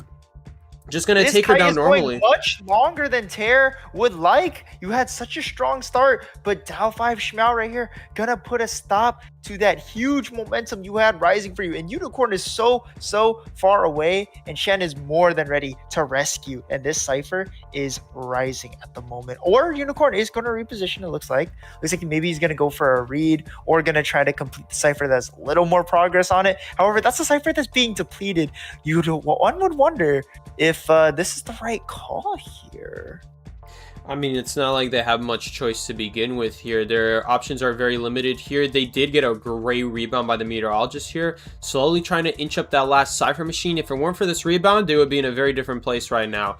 But thankfully, because of those really strong wins, they're able to keep up here. But yeah, that's going to be the question here. Can they actually even finish it? They need to keep this Qus distracted long enough, missing a lot of suck balls here. That not necessarily missing, but the meteorologist just making sure not to run into them. Patient tries to take a hit here, doesn't.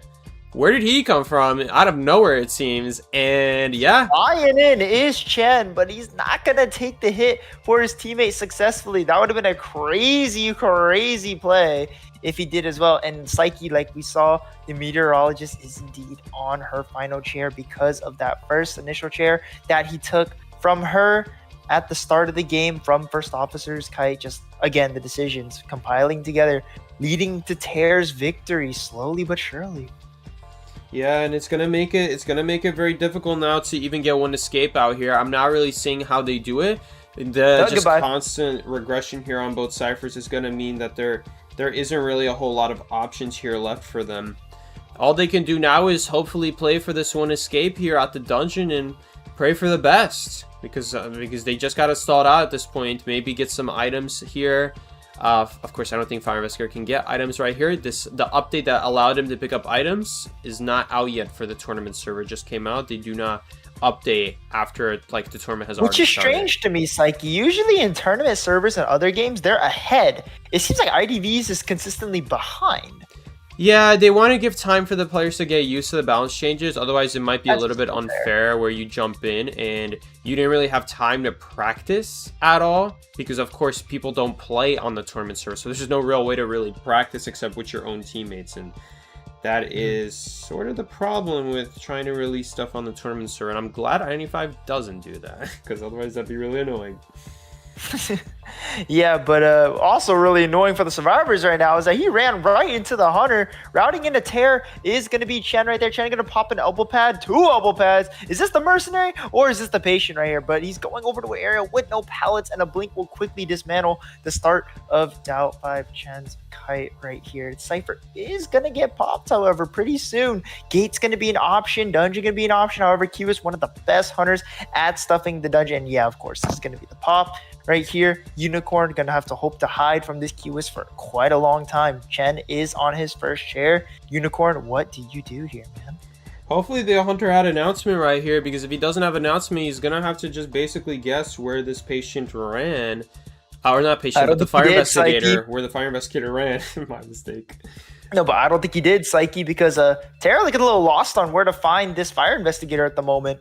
And like you said, the announcement, or lack thereof rather, having an effect right here on Tear. What's going to be the play from Unicorn? We can see in the bottom left-hand corner, he is taking the widest route to the ship gate as possible, probably trying to avoid giving Tinnitus if possible. If he leaks the Tinnitus, it will be quite problematic. Going to get Tinnitus here is Tear. Will he try to track it down here? You think it's in the boat? No, but you had Tinnitus right over there.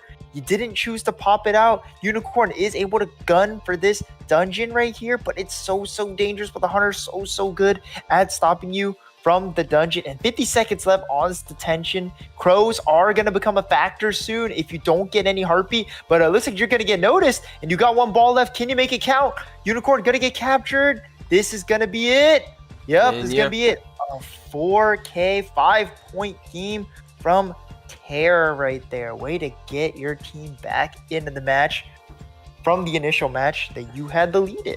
Wow. I mean, at this point, it's going to be extremely difficult for what is it, for Doubtfives. I mean, Doubtfive is hunting next, so they could definitely get a 4-man here, but it's going to be extremely difficult with all the good S tier options basically out.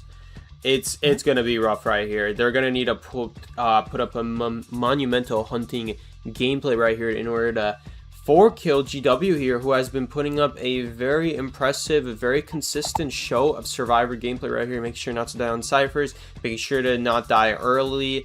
Definitely, just overall, I think we've seen already a weak kite from the escapologist round 1, and then another weak kite right here in round 3 from the first officer. Definitely from the rescuer side. Are we seeing a pattern here of targeting the rescuer? Because maybe the rescuer is, maybe the hunter knows they're the weakest target. I'm not sure if it's been the same person on rescuer, but we are seeing this constant attack of chasing the rescuer, who has, like, escapologist has a lot of mind game potential, but right there standing in the same place, and also with all those walls in the way, it kind of makes it difficult to utilize the smoke in the first place when you're just standing still.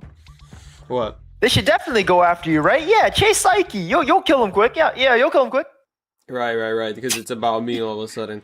But yeah, this is just gonna be very difficult at this point for Doubtfive. I mean, maybe Doubtfive can go ahead and. I'm not going crazy. GW just got the 4-kill, right? That was just Terror who got the 4-kill. Yes, that was them. Yes. Okay. That was them. Okay. Usually it shows. Okay. With an 8-point lead too. Yeah, the point lead is not gonna really. I guess if they get a 5-kill of their own, they're gonna see points. That's the win, yeah, right? It's gonna be a tie, and it's gonna come down to. I actually don't know. I'm not sure here if in IVL here, do they end the matchup early, like halfway through the round? Would they just end it halfway through? I think they still play it out no matter what. Is there any chance of Doubtfive bringing this back? Even if they get a 4-kill here, they would still be down in points, and then the matchup would result in a tie. Would it be a game 4 though? No, I don't think so, because we already saw GW win in round 1. They already got a match won already in round 1, and then after that we see 2 ties. So if no one ends up getting another win after that, it would just be GW, right? It should just be off of points at that point. Yeah, exactly. Yeah, GW is up here no matter what. I mean, maybe I'm not seeing something here. Of course, I'm still new to the rule set here. I'm not used to this rule set. So I haven't thought of all the combinations necessarily. But... I mean, they recently changed the rule set, right? So one cannot really maybe it was like this the whole time. I might have just not been aware about it. That's my point. Because To be fair, I might have just not been aware about it.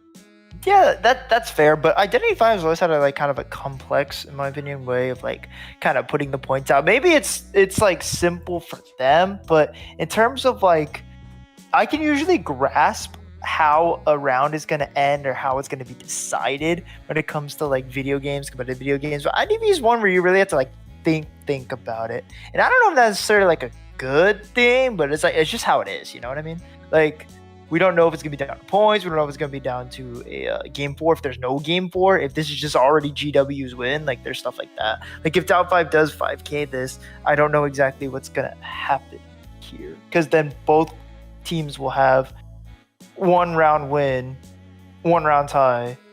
So it's like, but the points will be going in GW's favor.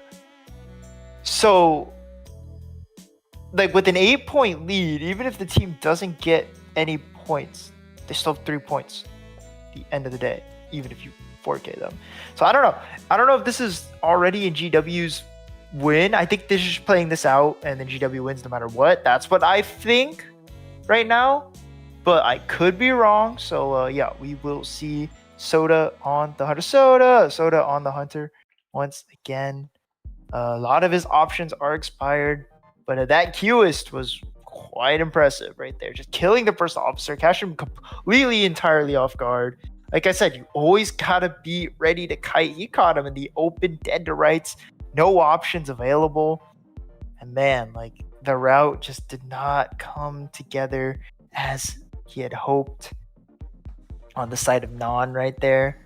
All right, Mickey, you said the Chinese memes were elite. Thoughts about this meme? Right now, current thoughts, no idea what's going on right now. Yeah, I don't know about that one. It's like a cat. It's got like a chili bowl haircut. Looks like Edna Mode from The Incredibles. Like I don't know what was going on with that cat right there, but I'm sure it means something. That maybe Psyche, maybe their goals are beyond our understanding. Maybe that's what I'm feeling as well. We might never know, guys. We might never know. Anyway. We're going to just be waiting here for the last round to start. It's going to just come down to this, guys. As long as they... I mean, again, I'm not so sure that there's any way to come back. I don't know. Do they guarantee win this and they're just playing out the final round? I think they might just guarantee win this. But again, I'm not 100% sure. I think they do just win this, though. There's not exactly Psyche, that meme is pretty elite right there. Caught that guy lacking, staring at the camera almost. I don't know which player that was, but he was mogging the camera. That was kind of cool, man. Yes, he definitely was mogging the camera right there. All right, but any second here, we should begin. Yes, Mickey, what were you doing today? Where were you up to? Any good stuff? Honestly, I was studying for my Texas life and health accident exam that I will be taking to hopefully become licensed to write insurances for people. So yeah, very important stuff. But while I was doing that, I had a little TikTok brain moment. So I was like, I'm gonna put on a show while I'm doing it. And don't worry, I still got work done. It wasn't like the show completely distracted me, although albeit maybe a little it distracted me. I put on Teen Titans on the side, not Teen Titans Go, Teen Titans, the original. Damn, and man, I still remember about that, huh? Yeah, man. I just I was feeling nostalgic. And I booted it up because I was like, I just wanted a nice comfort watch. And I shuffled the episodes so I didn't like... If you watch them in order, you're going to get too caught in with the plot. So I shuffled them up. Got some real bangers right there. And they banned Soul Weaver, Psyche. Ooh, so there's not going to be any Soul Weaver this match. I think we did see Suda go in the past, Soul Weaver. I think we have seen it before. You did pretty good with it, too. Mm-hmm. Yeah. It could definitely be good. Definitely could be good. I think it was on Chinatown, though. The last time I saw Soul Weaver, which is definitely, in my opinion, Soul Weaver is one of Soul Weaver's best maps. Maybe Church can be good as well, although I will say, even though it's nice to attach webs to the sides of walls, there are a lot of outside graveyard that are just really annoying to deal with, so maybe not. All right, Psyche, looks like we got kind of a thank you for playing the game type of team comp right here. We got Composer, Prospector, or is GW trying to rush this down and try to get that one man out? I think so.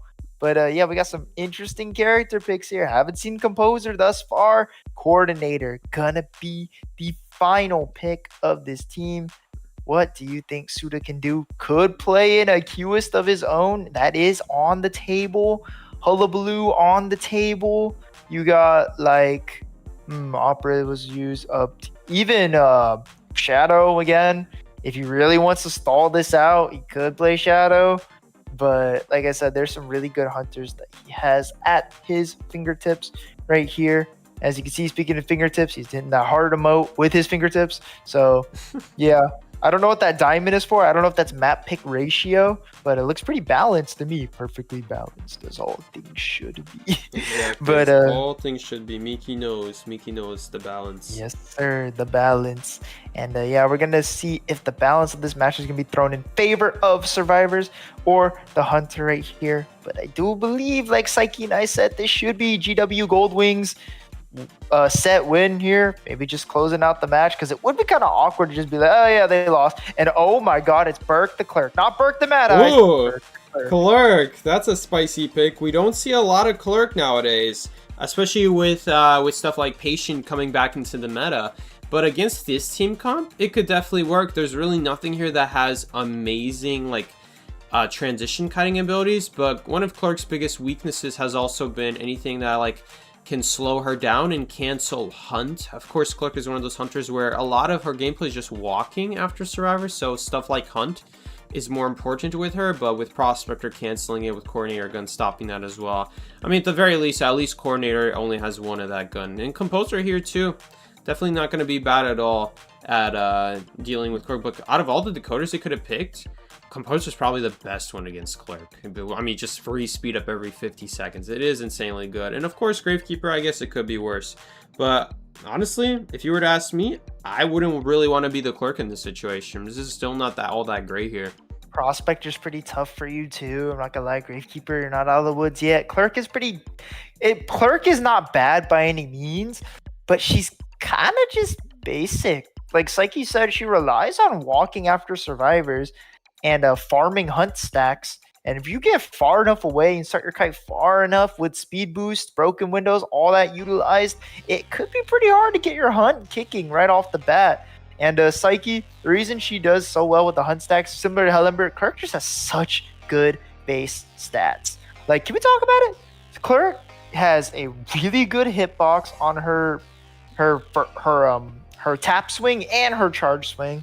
And she's like one of the fastest hunters by default. No buffs, no anything. She's got good window vault to stall out, and it works well with her recordings. It synergizes. She's got really quick pallet break, and she punishes you for playing the game correctly. Oh yeah, definitely. I will say Clerk here is one of those characters where it's like you can use everything normally and you just get screwed over because of people's past actions. I mean, you have to use pallets and windows. It's just on this team comp, this team comp definitely is going to rely more on those pallets and windows. And right here, we're going to go immediately into the second half of round 3. And we're going to see if the Clerk here can get a 4-man kill here. That's basically what it's going to take to, I still think, lose the matchup for Dow 5, but I could be wrong here. They are playing it out after all. So right Maybe here, the points are going to matter when they scale up for final bracket. Maybe, we'll see here. I'm not sure how it's going to work. But Dow 5 right here, Suda, going to just record the window vault. Windows are one of the biggest counters to Clerk here, so if you can block off the window with your own body, it's going to be very important. But this pallet is already dropped. Look at how far the star is. You can't really see it because she's not looking at them, but right there was a debuff. There was a buff for Clerk there that gave her faster movement speed. But look at this key window recording right here, blocking off the Composer. He was not ready for that, and now he's even going to record him to slow down his vault if he went for it, which he didn't even. Now it's going to be saying you shouldn't have vaulted that because you're going to. She better not get warped back. Okay, that was a little close. Oh yeah, don't get warped back. That would be like the only way to lose momentum right there. And another window block, not easy to do, by the way. Does require some good timing right there. Suda saying you shouldn't have vaulted that twice. Yes, good work right here from Suda, making sure that this Composer goes down as quickly as possible, and a basement to boot as well. Clerk is one of the best hunters in basement, especially when combined with Berserker plus her naturally fast recovery speed. And she does indeed have Berserker. It's kind of a must because your only real weapon here of choice against camping is your own weapon in your own hands. So recovery is going to be always being faster a must on Clerk. we are going to just see her camp this basement, just stop the decoding. I mean, this is basically as good of a start you can ask. Stop the decoder, was pretty fast, and now you can just sit here and just keep recording the ciphers. Utilizing the pillar to hit the coordinator without risk of getting shot, but coordinator's distraction is going to buy Lion time into the basement. And Psyche, would you say that Winter shouldn't have kited here? I mean, definitely is rough right here. I mean, it's the best you got. It's the best you got. It's definitely still a good area against Clerk. I mean, windows are the counter. But maybe we could have seen a little bit more transition kiting here instead of staying to the same window where she ended up blocking it off. Would have been nice. Ooh, this Clerk is right here. Gambit. There's not a whole lot that they can, the Clerk can do right here. She's going to get shot no matter what. So she has to address the coordinator, push her away before she goes for the pickup here. I mean, let's see what he does here. I think he should be able to pick up here in time, and at the very least give himself time to drop in time. Yeah, she's not even gonna make it. Not even gonna go for it. Too risky there. You'd be putting yourself into the lion's den, and yeah, not gonna do that. But gonna buy an ample amount of time with that gambit right there, just being there, coordinator being right where she needs to be. And Psyche, that setup is nasty. She's just standing there like, you have to address me. That's crazy. Yeah, absolutely. A very powerful setup right there. Not a whole lot to do right there as the Clerk. I mean, he's just gonna waste time, and that's what the survivors need, just enough to like waste time. Going for this rescue is the coordinator. Will they make it? There's not a lot of time on this chair. Oh my god, she did not make it. Oh, yikes. That's gonna be huge right here. I mean, with the ciphers being all over the place right now, it's going to be extremely difficult right here to bring anything back. Would she have time to hit the button if she spammed rescue after a shot? I think she should have, but she just came really late. She just came super late. It's hard to say for sure. Super late, yeah. That is that mistake is gonna cost you. Suda gonna punish that and said you should have came earlier. Oh, what a nice hit with the charge attack. Clerk's charge attack coming in super clutch right there. Like I said earlier, chat, Clerk got a really good base attack and a really good charge attack. Nice push from Fox Nye right there. This prospect is being really annoying, I will say. She might even struggle out here. Oh my god. Oh my goodness, she does. Wow, that's so much time being wasted here, basically doing absolutely nothing. Does she use the gun and she messes up? Doesn't hit the vault. Doesn't hit the vault. The gun still available as an option. Xiao Kao probably just waiting it out. Oh, hits him right around the corner. But Desperate Fight is still active from the Prospector. Gonna make the shot super quick. And she's not expecting it. She ends up going down because she didn't expect the gun to be down that fast. Doesn't play around. Desperate Fight. I mean, to be fair, the coordinator just walked around the pallet and then ran backwards for no reason. Yeah. She could have gone straight for the window, for being honest here. But I mean, either way, say there was a lot of wasted movement right there. Yeah, there was a lot of wasted potential there, unfortunately. But it is what it is right here. We're just gonna see the Clerk right here take down this game right here, and I mean, they still have two ciphers going on. Man. I mean, Prosper did amazing right here, but the ciphers are just. At this point, it's going to be really hard. We're just going to constantly see a farming game over and over and over again. And with now Overwhelm on top of Berserker, where this recovery is going to be so quick, she's just not going to be able to get anywhere. Too bad she doesn't have Impulsive, though. The coordinator would have gotten hit immediately there if she ran Impulsive. But right here... Impulsive? The charge attack one? Yes, the charge attack increase your speed up would have been huge right there. Very good combination with Clerk. Not going to have it, but still gets to hit through the pallet anyway. So thankfully... not going to last long there. I mean, it is nice. It's very important that she ended up getting that hit through the pallet, because you guys can see that every single % of Cypher is going to matter here. Clerk, also a character being able to permanently lock these ciphers down. Only can do one, but one is all you need here if you're Suda. But like I said, this 4K looks like it's going to trade out for each other. But one can only wonder what's going to happen at the end of all this. I'm pretty sure right here that Dalphi is going to lose and GW just wins right here. Even if but they get the most points possible, which is, I imagine, it's going to amount to something. Yeah, it's going to be something at least. It's not going to be like anything crazy, but it's going to be something at the very least. Yeah, as you saw, Gravekeeper just narrowly missing the rescue. GW not on time with these rescues here. But I pardon the Gravekeeper a little more on this. You did have to wait for the clerk to start leaving, and usually the hunters leave at like the right time because they know their timings and stuff like that. But Suda gonna vault the window, saying yes, good enough came here, and he's gonna hit the shovel right here, and the cipher is gonna go up, almost done. And to keep in mind, the outside ship one, 7% left to be done. Line don't got to kite long here, but Suda, not going to let that happen. Going to put him down right off the bat. Yep. And, I mean, the Cypher is almost primed here. Dungeon is probably going to be the best bet at this point. Dungeon in view, no longer is Dungeon going to really be your best bet. You do have 3 magnets as Prospector, however. This is first chair, Gravekeeper. Wait, Gravekeeper doesn't have chair adjustments, right?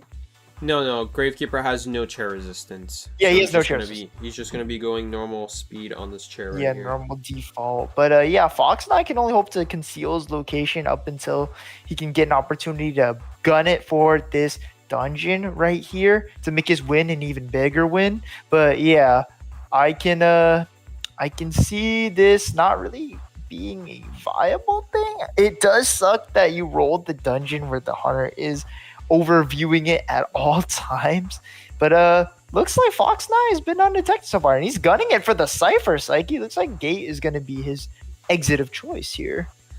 Indeed. So right here, if he can just get the Cypher done, maybe he can go for the Gate as a surprise tactic. I think he changed his mind. He is now gunning it towards this dungeon. The bird's gonna be a maybe he can get something done. He does have the magnet. Oh, but he switches to excitement. Can he hit the flywheel? He does hit the flywheel, but it's still over, unfortunately. A good attempt nonetheless, but not gonna work out there, sadly.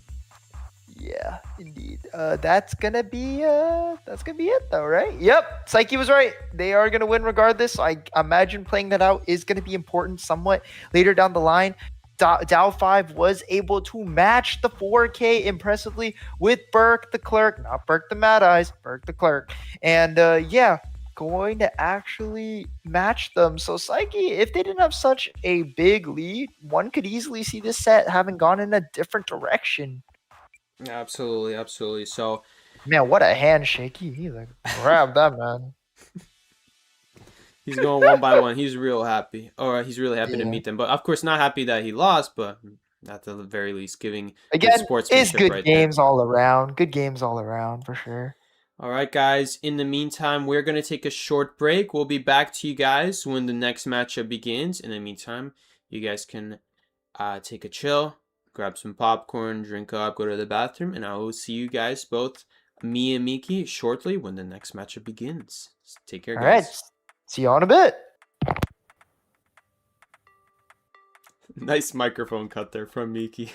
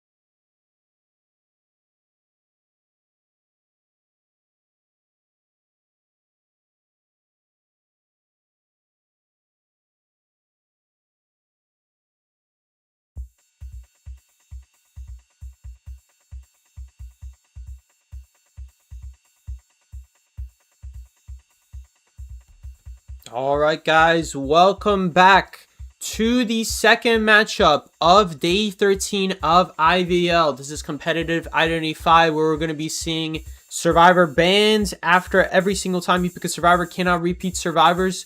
We're also going to be see hunters. Cannot repeat hunters. And of course, most of all, they're going to be playing to win the competition. IVL held every season in China. This is the Chinese server, and we're going to see the two teams, by the way, really big teams, very strong powerhouses right here. GR versus GG. We've seen both of these teams do very good in recent years, and also right now we've seen GR Jin being one of the most popular iconic hunters right now, who is dominating the hunter scene right now, at least in China region, and definitely one of the best hunters in the world right now, going against GG, who has very good survivor teamwork here, known for winning a previous KOA championship as well, which is the global version of the event, the global event where all the teams get together from around the world and play against each other. And may I say, Miki, are you here? Do you see this? Explore round 1. What? Oh man, I am excited to see this. Yes, Explore round 1. Can you believe it? I can hardly believe my eyes, brother. No, there's no way. And look, he's looking like the Chad he is on his redesign. Why does Explore look like such a Chad, though? I gotta be honest here. Why does he look like such a Chad? He's all like, yeah, he looks such like a Chad now. Remember when he had the little chub on him?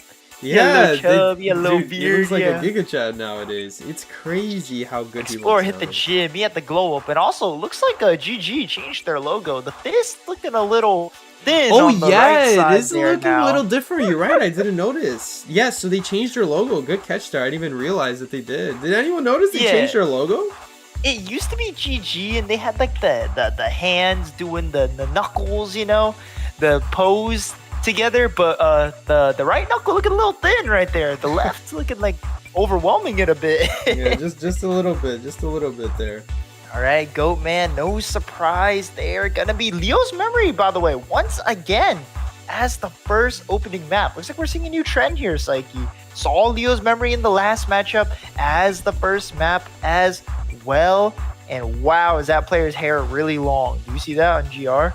No, I didn't get to see. By the way, Goat Man, far right. Goat Man, by the way, in my opinion, right now in the game, the strongest hunter has been the strongest hunter in the game for about a year now, probably 2 years. I don't even remember how long Goat Man's been in the game, but he's been out for quite a while. He's such a strong hunter that you can pick so-and-so called Goat Man counters, like Antiquarian, who, by the way, is definitely one of the strongest counters in the game. But Airplane is kind of a soft counter to Goat Man. He's very good, of course, against Goat Man, but let's be honest here. Goat Man is hard to counter with any survivor, really. And Explorer's whole strategy here is going to be to hide. I did have someone in the comment section, Miki, tell me that Explorer actually has a chance on one of the cipher layouts to actually spawn on top of the page. So like there was a buff that made it so Explorer's page is consistent now. It's consistently 70 meters. Now that's a good thing if your page spawns 100 meters from you, and that's a bad thing back when the page would used to spawn like right next to you. But they're kind of taking advantage of the fact that they're hoping that the page spawns right in the middle, which could be a very good move right here. I've actually never really thought about it. I'm gonna have to try this myself. Why competitive set? Interesting. Also, by the way, Explorer does not look like a Chad on his photo here, but at least looks like the old Explorer right there. Actually, a little he does bit. Just like missing like the old one. Flat hair. Yeah, missing the flat hair right there. But yeah, not gonna fall flat probably is Jin on the Goat Man. So we will see how this goes out. This is me and Psyche bringing you live fan commentary for round 1. GR versus GG. Let's get it. Here we go. Just waiting for the transition to settle in. You can just say nothing, by the way. It's gonna make it more awkward if you say something. Okay, it's okay. All right, great. Here we go. Jin gonna be looking for the Explorer. And Explorer is all the way, packed his bags, and he's moved out. He's so far away already. But PP Xiao is gonna be the target of interest here for Jin. And gonna see his tracks. The Aeroplanist gonna be a pretty good area to kite Goatman in at the moment because you are at the cages. Jin probably gonna try to get a nice chip hit here. You see the Goatman staple, the 1-2 buckle my shoe. But yeah, the peeper gonna come down here. I assume as soon as he vaults, there's gonna be a cage here, but looks like no. Jin gonna build up a little more energy. There's nowhere to even go here because it's on the edge of the map. Can't even travel through the cage right there. Gonna go upstairs here. Still has 3 jetpacks remaining. It's gonna be kind of hard to use all 3 in a single kite. By the time you use one, your cooldown is way too long to use a second one. A 15-second cooldown. Airplanist, in my opinion, I think it's a little bit ridiculous. Airplanist has a longer cooldown than Gravekeeper. Like, are you kidding me? That Gravekeeper show is way better in every scenario. Right here, Airplanist right here, going to show us why Airplanist is good against Goatman. And there we go. Jin wasn't able to tell exactly where he's going to go. Airplanist making his movement unpredictable while not going into the Hunter. And yeah, just like you saw right there, that was a good move right there. Waste an extra cage. I mean, it's kind of sad, but that is considered good against Goatman. Right here, we are going to get 1 Cypher done. Just like you said, just such a strong Hunter in this meta. Kukao already on the way. Already going to get hit, though. Ooh. He's going to be the first officer. This rescue is going to be rather early. Did he hit the chair? Oh. No. Swiftly avoiding the chair is Jin right here. Kukao in a tough spot, needless to say. Gonna get hit right there, but as you see, no cage means no stuff. So Kukao gonna make that rescue. PP Shah gonna continue his kite. Peeper on the mark for Jin. As you said, the ability does regenerate so quick, so he can utilize it to his fullest. And that's why I hate the 1000 presents, because at moments like those, that's why I don't like using the 1000 presents. Really delaying the jetpack use here as long as he can, but it was enough. There's no way it was enough. I got this goofy music playing here and I don't have time to change it off because I don't have a dual screen, but bro, he's playing it. He done got the yeah, the jetpack is gonna be fine here, but I feel that but there's but he follows up with a pallet. I was gonna say he's gonna die even if the cage goes down, but then he vaults it. Wow, what a good move there. By PP Shah right here, just playing absolutely out of his mind and buying a lot of time post-tide. PP Shah will be the survivor to watch for this set, clearly. And Psyche, a little trivia right here. PP Shah used to be GG's Hunter. Interesting. He was very good, too. Very good bonbon. He had one of the nastiest bonbons I've ever seen. And then he stepped down from the Hunter position, gonna step into the Survivor, and it's really coming to life, man. I didn't think much of his Survivor until now, and now I'm seeing it, man. The practice has been paying off. And PP Shah, man, on the airplane is absolutely that hit. Phenomenal work. I was thinking gonna get hit right there. I didn't think that hit. Yeah, I wasn't even sure. I was like looking at the Hunter to see if that did hit, and it did hit. All right. Goatman has one of the weirder hitboxes for sure. Something to know. Oh, get back in that cage. Something to know. The Cypher may not look like a lot, but I was about to say... one more stun was necessary there. She needed one more. Didn't give it, thinking the cage would expire, and it didn't. Gonna get caged off. Is the anti-pop is a viable option here. Cypher is very much prime. Kukao ready to wow. If she got that, if she had gotten that, because he died with borrowed time. He just died with borrowed time. That could have been the difference maker. That was the difference maker, actually. Yeah, 4 survivors. That's gonna be brutal. Way better against Goatman than the 3. But Kukao gonna pop his final ability over here. Gonna buy himself some time to keep away from the clutches of Jin. 18 gonna try to go hide over here. Explorer does have that benefit. Running Airwalk is 18, getting replaced, by the way. And right here, we're gonna see the Goatman just walk right past. Wait! His Hunter senses are tingling, and he found him. The tension hitting down right here. The first officer doesn't even need the cage here. Just the basic it is enough with the chip hit plus the tension. Get over to this anti. And is he gonna get her down? Oh, the flywheel comes out, but the dash, the smack I meant, comes out, and the gonna blink her down right here. This is went from a 3-man situation, and now this is gonna be rough to even tie as the survivors right here. Goatman here still has 2 cages left in total. If you account for the fact that the second one is only 19 energy, he has enough for 2 cages here.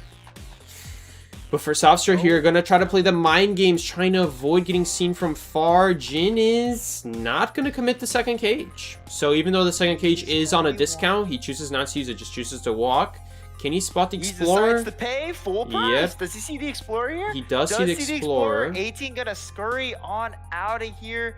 Kukao probably trying to stay out of Tinnitus range to make him think that he's going for the rescue here. Gonna do so perfectly, pulling it off. Is Kukao Jin? Will he be aware of the double back? Nope. Gonna fully commit to walking over to T King. Only enough energy for one cage here. Psyche Jin on the player cam looking frantic. Will he make it over on time? Nope, not gonna matter. Tension's out anyway. Beautiful play from GG Survivor right there. Absolutely.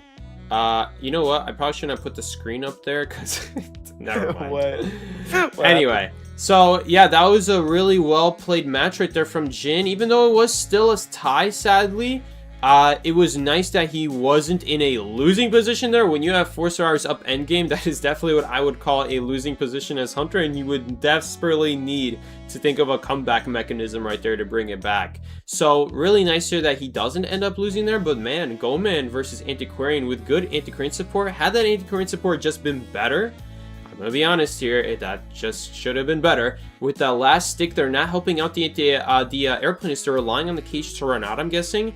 Didn't end up working down there, and he ends up getting hit last second, causing him to go down. Cypher wasn't primed on time, and she just gets blocked off with the cage. She doesn't even at least stand on top of the Explorer to prevent like being caged away from him. So yeah, that could have definitely been the difference maker right there, and it definitely would have been the difference maker. Dying with borrowed time too. I understand maybe the Antiquarian didn't have borrowed time there. I wasn't paying attention, and yeah, I don't think she did, now that I think of it. I think she had broken windows and flywheel. Yep, we saw it earlier on that gate scenario with the when she went on the gate.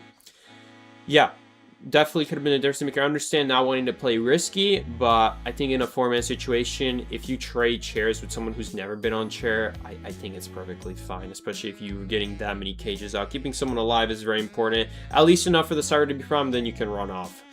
So it would have been nice to see that last stick there being used, but nonetheless, still a tie is fine. Definitely just could have played for more there. Mickey, thoughts? Yeah, I was thinking, do you think that it would have been worth it for the Antiquarian to like risk it all right there, even if she didn't She have was full the health, borrowed time? absolutely. Yeah, just one for sure. stick hit there, and I mean, you can't afford to hit the Antiquarian even in the Gomez scenario. He has to make sure that that Cypher doesn't pop. I mean, of course, this is Jin we're talking about. Jin very likely probably would have even played it slow and been like, hey, that Cypher's probably primed by now. I'm just going to let my energy recharge at this point. But the point is, the Antiquarian was not going to go down. Whether you go after Anti or you go after Explorer. I mean, plus, Anti as your last target in a situation where you need to lock down someone as soon as possible, it's not going to happen. Really not going to happen. It's bad looks. Yeah, it'd be bad looks. She's full health, bro. She's full health. She's gonna allow a cage hit to happen on purpose to give herself time for the ability to come back. And then she'll tell her teammates to pop. Because obviously, yes, she doesn't have borrowed time, but the reason she wouldn't tell her teammates to pop there immediately, even if she were to become the new chase target, is to be like, hey, do not pop because I need to use my health as a resource here to get my sticks up. Because let's be honest here, it doesn't matter if you're full health or half health against Goman cages, you're gonna die. So you need to have an ability ready. She would just stall for those sticks to come back. Even one would be enough. And like, yeah, there's no way that Goman would be killing at that point. He was in a checkmate scenario there, basically. He was in a checkmate scenario. Yeah, for sure. We're gonna see GR coating right here. Actually gonna be a pickup from Weibo. Very good pickup from GR right here. GR rotating out their Survivor roster quite convincingly. You don't see AK anymore. AK did indeed retire, step down as a player in general, not just from GR, just as a player altogether. So GR having to do some pickups here. And I think their Survivor roster is looking better for it. CTA, a GR original, very talented archer and Aquarian. We don't talk about his prospective performance that one time. It happens, guys. It happens, all right? What he's talking about. But yeah. Call of the Abyss. Deciding round. He is kiting an open kite peddler, and it was by loose peddler. He didn't. You know how when you get hit with Earthquake, even if you don't get hit with it, you step in it, you like get slower interaction speeds. Yeah, I'm familiar with it. Didn't account for it. Got terror shocked. Yikes, that's a big one then.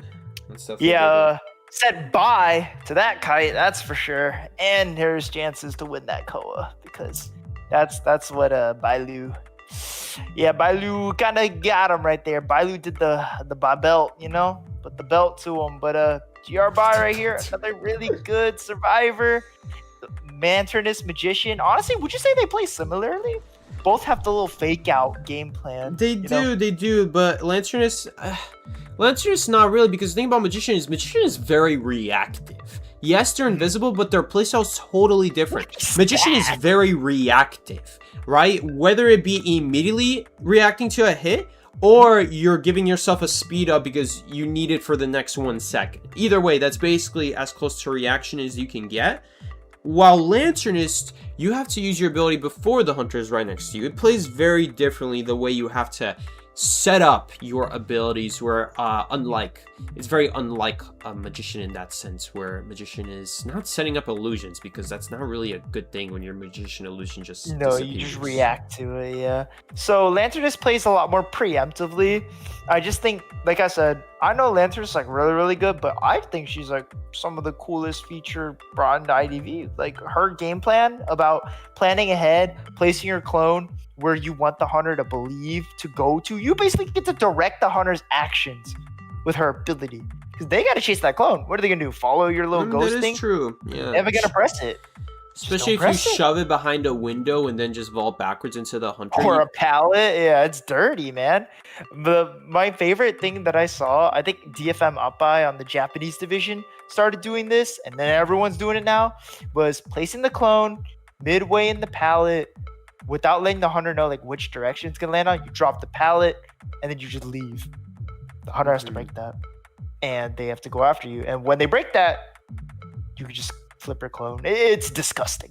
It's absolutely, it forces the hunter to answer you as the player and your ability. But we're gonna see the answer to GG right here. GG Yum on the hunter. Did get a tie for survivors, so tying here would just mean tying the round, but can he go for more? Right here, GR not going to make it easy. Coding on the puppeteer, Heart on the first officer, Bai on the psychologist, and Citier on the anti. Man, that's actually a really good insight from you, Miki, right there. With mentioning that, like, yeah, you don't have to drop the clone completely on the opposite side of the pallet. You could kind of drop it midway through, and then just enough for it to be on the other side of the hunter, so you don't have to go all the way. It saves a lot of walking time. And then on top of that, since you're invisible, the hunter can't break the pallet for 1.5 seconds. I mean, that's really good. That's really good. That's 1.5 seconds. They just have to stare at that clone while you're just running away. I will say the only downside with that is the hunter who's listening to footsteps will hear you walking away, and they might just be able to listen where you go, because you can still hear the footsteps. But it is a pretty good idea. I do like that that's the counterplay, though. Yeah, it can't be super OP. I mean, hearing footsteps is definitely going to be that next level thing that does counter Lanternist so well. But also countering Lanternist would be this Queen Bee. But yeah, Queen Bee is going to be picked right here. And no Lanternist in sight, but Queen Bee very much there. Going to spawn over at the Christmas tree. Going to have Auntie and Shaq. Going to have first officer in the loading bay area, as the pings refer to it. Nobody calls it that, but yeah, going to head towards God Kite, probably towards Kite. So he could push the dude middle, really fast hunter whenever you do get on that survivor, but a little sluggish at the start. So maybe we'll have opportunities to rotate around if you are the survivors. Middle having access to stairs, of course. Factory being safe because, you know, factory. And then Shaq is an Aquarian. Pretty tough character, pretty tough pick to chase, especially armed with the full kite. Like, yeah, it's not going to be easy, and GR designed their team and strategy around this. Especially, as you can see, Auntie's the only one with no borrow time. So. Certainly. So let's see how this goes right here. Again, if we have borrowed time people be endgame, that's what they want, because then they can get value out of it. While on the other hand, you want to have your no borrow times be your early kites to get them out of the way, get your max value with the with their double kiting, or maybe let's say value out of their tide turner if they're not getting chased. All right. All But in right, the looks meantime, like the kite is going to start off Yum versus CTA 1v1 over at this window pallet combo right there. People are going down extremely fast pallet breaking speed on the side of Yum right here. CTA just forcing him to make a play here. I'm not making any commitments until you do so. And not committing to an option is going to buy CTA time to get to this pallet right here. So yo, good Miki, start. have you ever noticed that Queen Bee has like wings behind her when she touches the survivor with the bees? Yeah, it's part of the accessory. It's really cool. Yeah, It yeah, just but shows- it even shows up without the accessory, just like a gray. I've realized yeah, that. Like, she's wings. She's a bug. So yeah, but only when, but only during the 2 seconds where she touches the survivor. You see, now they disappear. Wait, really? Yeah, it shows up while she's touching a survivor with the bees during the 2-second ability. By the way, Man, I really nice thought that stick they right show there, up preventing a basic regardless. hit. Yeah, you see how Yeah. the wings disappear when she doesn't have the ability active. You see now they're gonna disappear. Nice stick hit from Cynthia right here. Gonna buy a little more time for his kite. Gonna choose the chair Dang. in the back area. Dang, all abilities used. This kite is pretty good, man. Ooh, And not gonna a keep whole lot to kiting. do right there. Ooh, not a lot to do. The Ripper, what's it called? Gambit right there. Yeah, comes even through. if she got that stun off, it would have been a hit because the shot always comes out regardless of whether you got the stun off or not. All right, rescue is gonna have to come through, and this is Queen Bee's specialty right there. And Psyche, you're right. When she's arming the bees, the wings, the gray wings, do droop down. So yeah, they're not there right now. There they are there. So yeah, good notice from you. Yeah, But, that's yeah, pretty Yum- cool. That is really No, cool. no. I was gonna say she is a bug after all. Coding comes in completely unnoticed, gets this rescue pretty much for free. What a good Nice. rescue. Absolutely. That was basically for free there. It came at basically no cost either. So good move, good stuff from them right there. Absolutely going to be nice here. I mean, just a chip hit, not a big deal there. Now she's just going to farm off points, farm off energy off this antiquarian as much as she can get. 96 is a pretty good amount, but without any full presence, it's going to be kind of hard to build off of it. You still need that full presence to actually move around the map with it. So we'll see Right. what the move is going to be here. In the meantime, though, it's just gonna be whether she can get this survivor right here. Yeah, I it's mean, gonna he's be standing right here. It shouldn't be that difficult, but he's the first officer. You can't see where he's gonna be going. But again, footsteps are also a factor with this character, right? Not really, not really. Not really. Because then you're giving him value to watch by sitting right next to him. Ah, I see, I see. Lantern doesn't have a type of counter like that. But yeah, CTA gonna keep kiting over here. No abilities left means he's probably just gonna take his 20 seconds and call it a day. Gonna be more than enough. As you can see, Cypher, those ciphers on the GR side are rising, dude. Absolutely. They're playing this very well right here. Just taking their tie turns, just running to the corners, not trying to rebound. That's all they need for a tie, really. So sometimes playing it safe, playing it slow is the key to victory. And right here, it's definitely going to be nice here, but stopping that Cypher. Wow, what a nice shot, by the way. He actually puppets right on time. Great prediction there. Still That not is going to actually matter. kind of crazy. Yeah, it doesn't matter in retrospect, but that extra movement speed maybe just gets him to this next area a little better. You know, just little micros. But the Psyche, the backup Cypher is indeed getting booted up right now. 10% rising is that backup Cypher. And as we saw, Coding's rescue was really, really good. Like his rescue routing, his timing. Like all of a sudden he was there, Psyche. All of a sudden he was on that chair. Like we turned around and he was there. We had the same idea as Yum here, but Coding gonna be put into this corner right here. And this is actually not too ideal because if you don't kite long enough, the rescue is gonna be real hard. But it looks like Yum is not going to pressure him entirely. Coding gonna take this chance, reposition. Yum realizing that this is his only option. Nice wait by Coding. Does he get shot? Does not get shot. Gets shot there. Pops the puppet. What are you gonna do with this time? Makes it to this terrible pallet. And Yeah, did you guys even remember this pallet exists? It's over here. But yeah, it's going to be just enough time to stall out for the Cypher. The question is, can you avoid the... Oh, it actually even hits the puppet there. Barely hits still the saves. puppet there. Yeah, barely looks still, like still stays alive right there. Gonna be This lots of time? extra puppets now for endgame. Oh yeah, absolutely. And buy running around with the psychologist buff, and man, placing herself right in front of it. This is gonna be a kill, pretty quick one right there too. Yeah, that's full presence Queen Bee in a nutshell. Just out of nowhere, you're starting to get chased, and you very well could be dead on the spot, especially with that combination of fast movement speed. Not a whole lot of options there, if we're being honest, for the psychologist right there. Does open the gate, but chooses to leave, and now the Queen Bee has to make a hard choice. Does she let the gate go? Because now the first officer's clearly seeing what's going on here. Now he's just gonna go for the rescue. Good move from him, leaving the gate there so that he's not forced to be pushed out. Now he's giving his team more options while Puppeteer distracts. I think Queen Bee knows it. Ooh, using the puppet a little bit late there, but I guess he would take the chip no matter what. Sure, Psyche. And man, not gonna lie, both of these pallets, all these pallets being available, also makes it so tough for the. Oh no, he did hit the puppet on time. He just prevented the chip hit with the Undaunted, so that was really good. Oh, using Undaunted a little bit late there, right there. No but Undaunted still there. fine. Still fine regardless. It's gonna be enough time to open the gate. No teleport. Max energy full presence is very scary against Queen Bee, but when the gate's already open, thankfully it's not gonna matter. Just gonna teleport on the gate. Alright, Psyche, looks like we're starting this set off with no lead from either side. 2-2 is gonna be the GG set, the battle of the G's. Battle of the G's, yeah. So no one is gonna really get ahead here. Just we're gonna see double tie scenario right here. Which means that this is going to be probably one of those longer games. Like I said, these are two very good teams. They know what they're doing in this game. And they're very well prepared to tie as many games as needed. That is the key to victory. Well, right here, we've seen Zeta right now is the most well-performing team on IJL. On IJL, which is a different tournament similar to IVL, which you're watching right now. This is the Chinese region, which we don't have on YouTube. IJL is on YouTube and actively advertised in the game in the NAU server.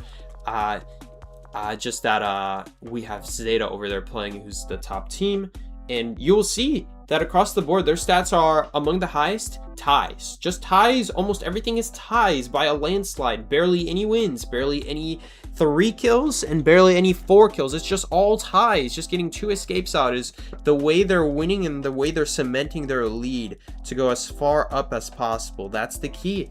That's what you're looking for in this mode, and that's definitely what the Survivor team is getting out here as well. Zeta is going through it too, dude. Like, Kazuneko's on break, one of their best survivors off the roster currently. Peter, their hunter, stepping down. Miko Melody having to take the reins. Zeta definitely went through a tough ordeal, but looks like they're shining brilliantly. Miko Melody stepping up. Known as by the way, Psyche, you don't know him by name, but you know him by incident. He is the infamous hunter that gave B4U that tie with the ant teleport.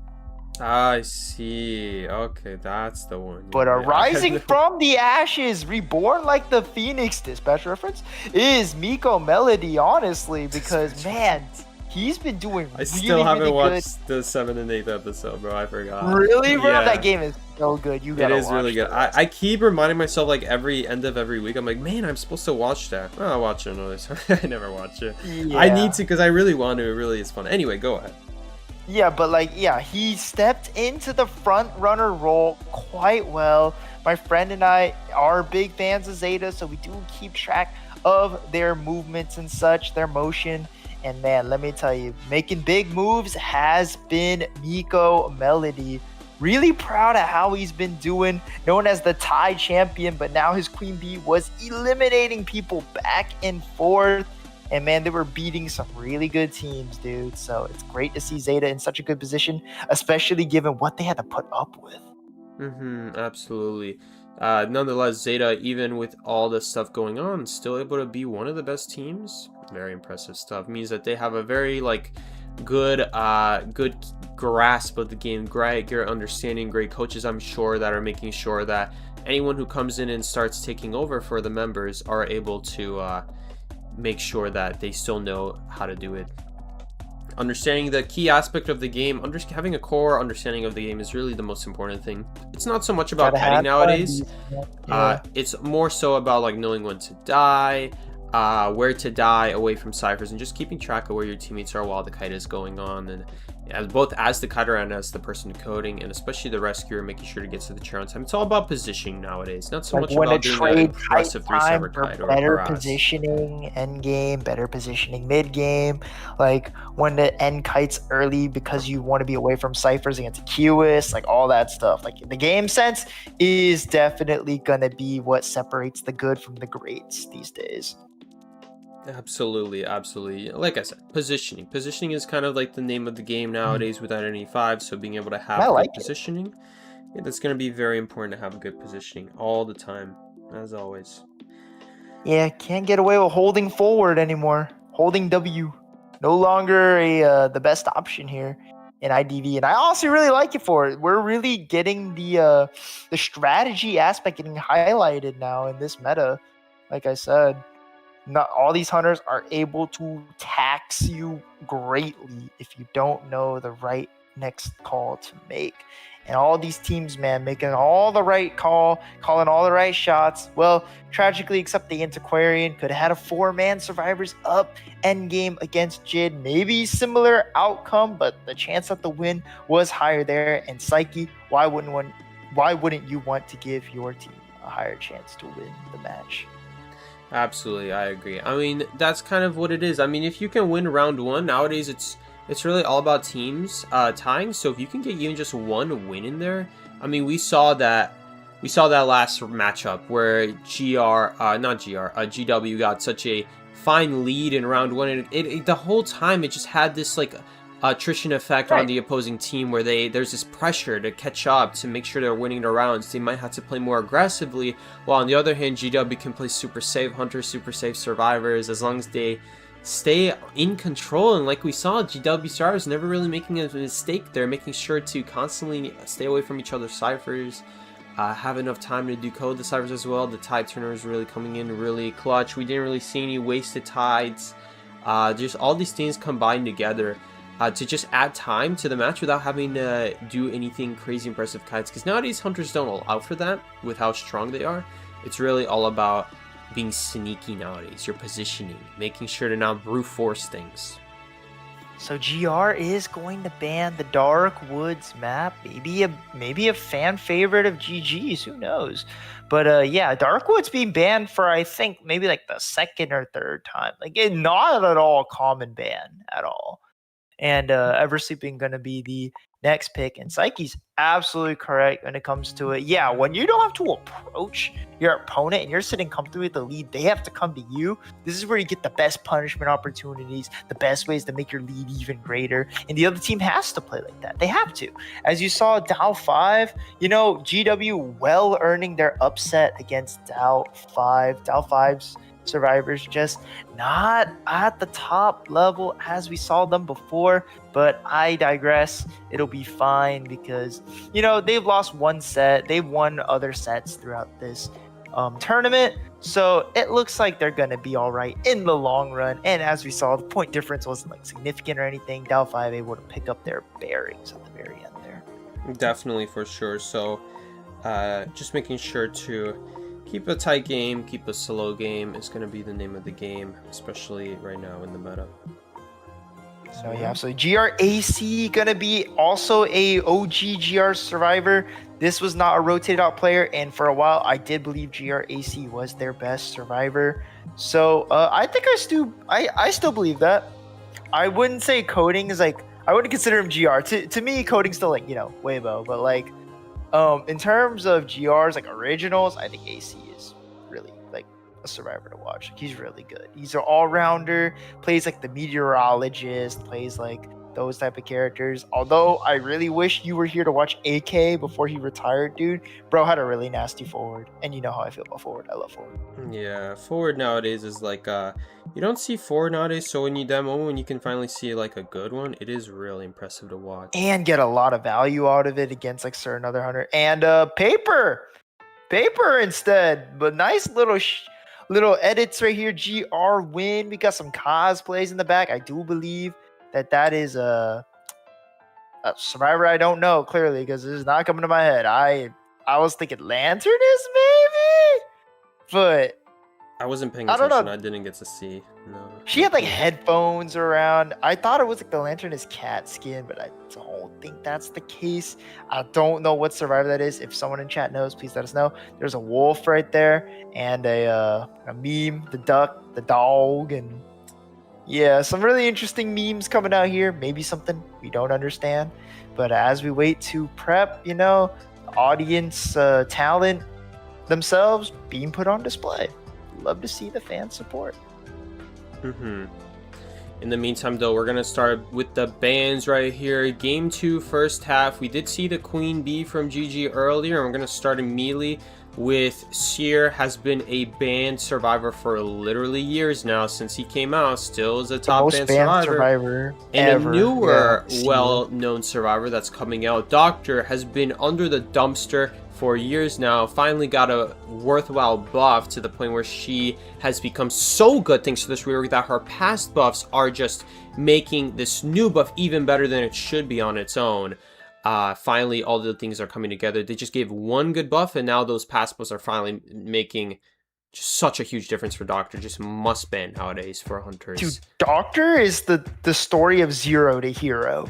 Like, genuinely a joke survivor for a long time. Like, if people pick Doctor before her buff, you would think that they were throwing, like, on purpose. And now, look at her. One of the best pick survivors now. And we're going to see Cheerleader Psyche for the first time tonight. Going to be coding on the Cheerleader. What do you think about this? Do you think she has some synergy with some abilities here? I think she synergizes well with Lanternist, I believe.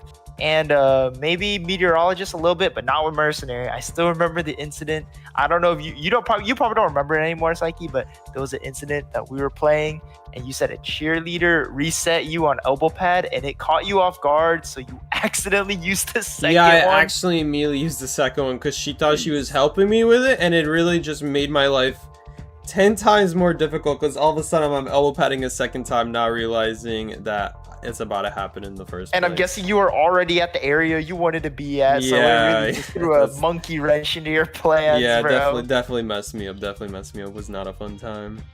So yeah, Cheerleader not going to be synergetic with the Merc. I mean, Meteorologist here, it could help Meteorologist and Lanternist who do have quite long like cooldowns. 8 seconds, yeah, they're like longer. Yeah, definitely will make a helpful difference there.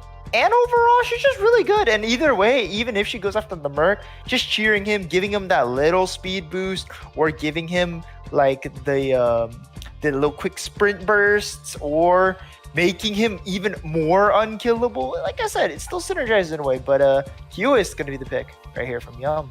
Interesting. Qist. Again, Qist is one of those hunters we've been seeing less and less of after the previous Koa. He was one of the most popular hunters in the game, especially in China, so it's bound to be expected that when Koa comes around and half the teams playing in Koa are Chinese. I know I say global tournament, but let's be honest here, it's mostly just Chinese teams. Corners. And yeah, they're gonna go the 4 corners spawn here because the problem with Qist is that Qist kind of like goes in a line across the map and just kind of blocks out middle, blocks out fake gate, then he can go island. He has a lot of choices here. But spawning in the corner here, especially when you don't want to do middle against Qist, it just makes the most sense here to just go 4 corners here. Similar to the OG shadow spawns, if anyone remembers those, back when those were a thing, when people were doing this against Shadow when she was a brand new hunter in the game. Yeah, man, 4 corners being better against those control type hunters, especially because you don't really want to gun down middle. You don't want middle to be an objective at all in the event that you risk that you don't get it done before the first chase ends, and then what? Your hunter has infinite pressure on middle, and all that progress you dedicated, gone.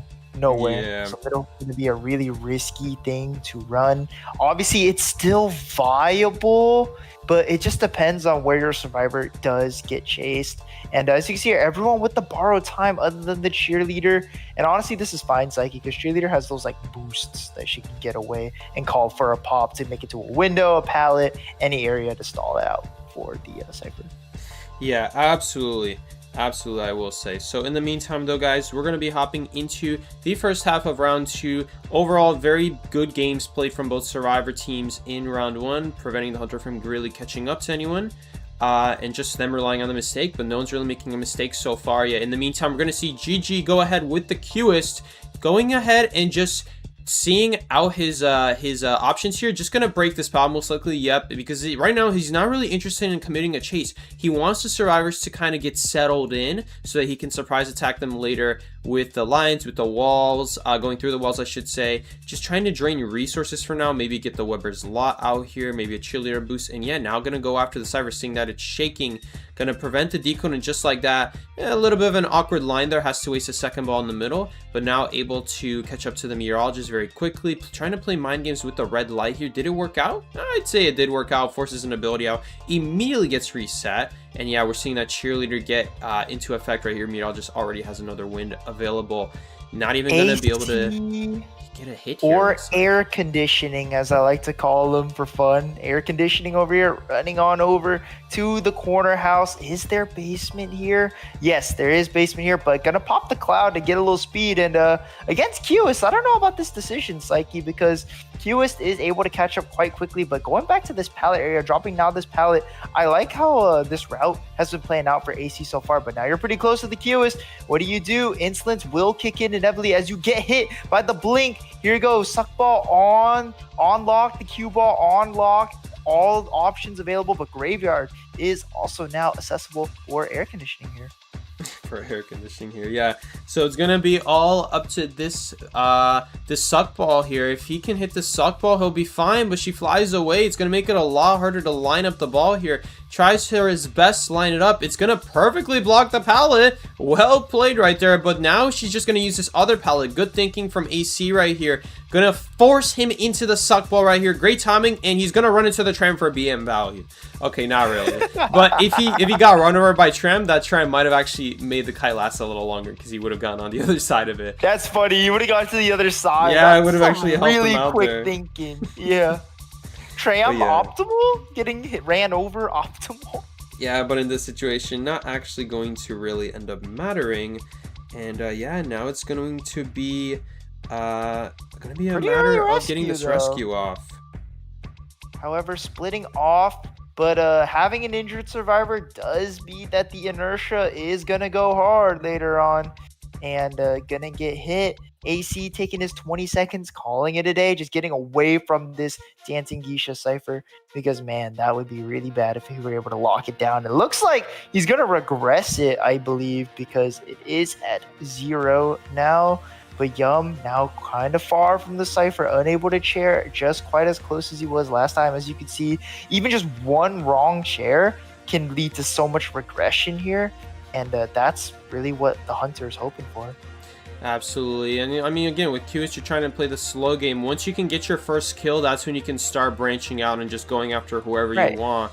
Right here, Mercenary gets a really sneaky rescue, though. Does still sneak the hit on, but it's going to come at the cost of the person off chair being out an immense distance from him. Now, going to force him to use resources here, some balls to catch up. Gonna get off his line. He's still not even that close, and the broken windows boost is just gonna catch up so much time. This wall is so annoying. It's in the way of the Hunter, so it's always just safe to go right here. Look at the inertia, bro. Look how fast Qist is for all these injured survivors. Inertia is just yum for Yum right here. Yeah. And making it to the corner of doom is air conditioning, and that's the corner he was aiming for, because it does buy him the most time to get to the share, and buys the survivor an extra 20% for the Cypher, which is quite nice. And GR gonna do a nice reset here, neutral reset. Hey, everybody off, let's take it slow.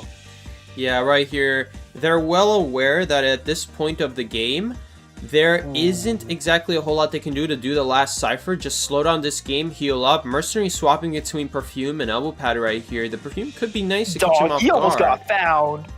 It would have been close, But like right here, now that they know he's heading to Graveyard, they went ahead and started the Cypher across the map, knowing that Yum can't do much about it except spend time with traveling. Lancer is going to be an excellent counter to Qist. Just gets a free pallet stun off here. Does he know that she ran behind him? Okay, now he sees it. It's just going to waste so much time because she's invisible for so long. Does have the blink up, but he's going to choose to save it, trusting that with the fast pal breaking and speed, he should be able to hit her here. Does he? Ooh, that was close, but he does. barely gets the hit off, but it does count. It does count. Right here, we're going to see a little bit of double kiting here, but it's not going to matter. He's going to go across the map, block off this Cypher. The question is, do you choose to do the Cypher? Do you heal? I think you heal, but then this Cypher is going to regress. And with a blink like that, now he's got the pressure he's looking for. He's cheering on the Cypher. Oh, no. Or just going to let it go. Okay, that's fine as well. That's fine as well, seeing that they're probably going to work on the Cypher. I mean, it's hard to call make. Right here, the line was about to run out there, so he has to make a new line right here. And go straight for the Cypher. Just use your blink. You were barely getting another line here. Resources are depleting on the side, and not just the survivors, but the QS as well. You really got to think, how are the survivors going to play this out? He's putting on a lot of pressure here, but giving up a chair is going to be Yum, trading it for some extra pressure, hopefully.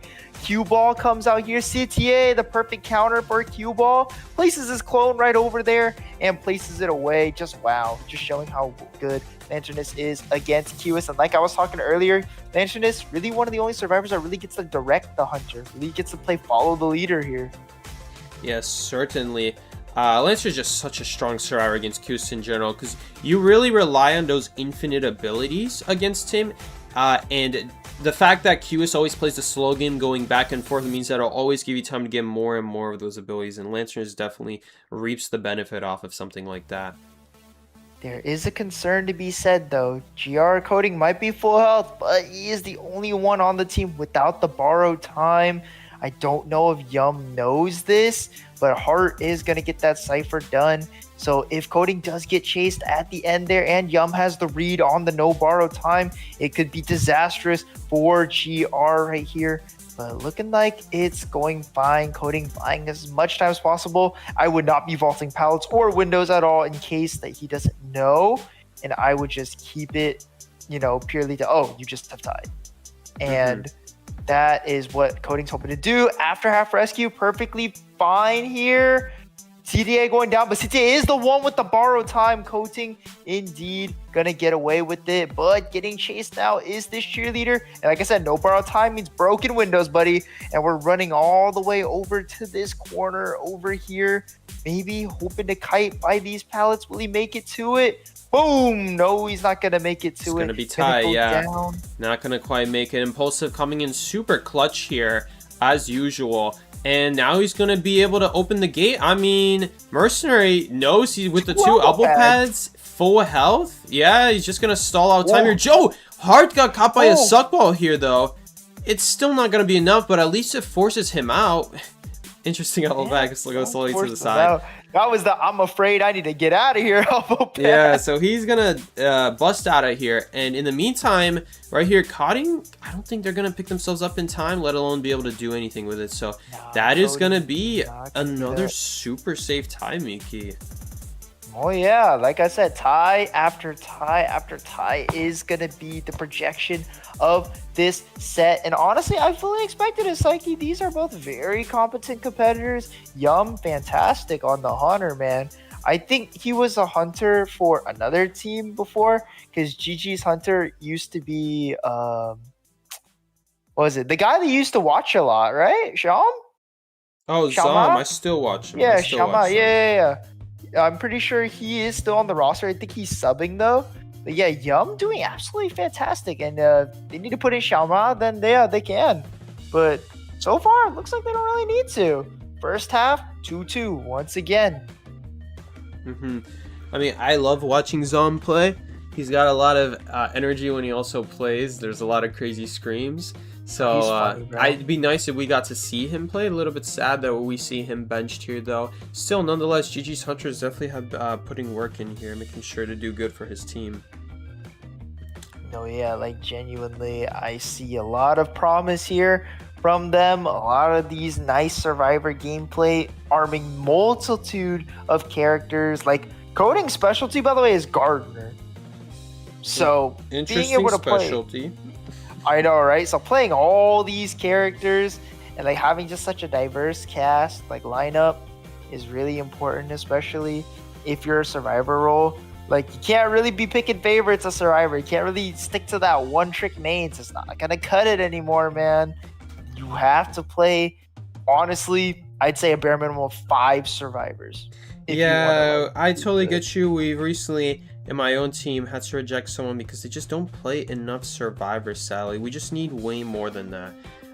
Nowadays, just playing 3 or 4, yeah, it's just going to be too easy to counterban someone like that. So it is what it is. But yeah, I mean, it's just like a must. It's just like a must. You got to play a lot of survivors. If you can't play a lot of survivors, it's just going to hold the team back. And that's the #1 priority, making sure that we have enough survivors to always put against the hunter, just so they cannot counter ban, and we have a lot of options that way, no matter what the hunter does.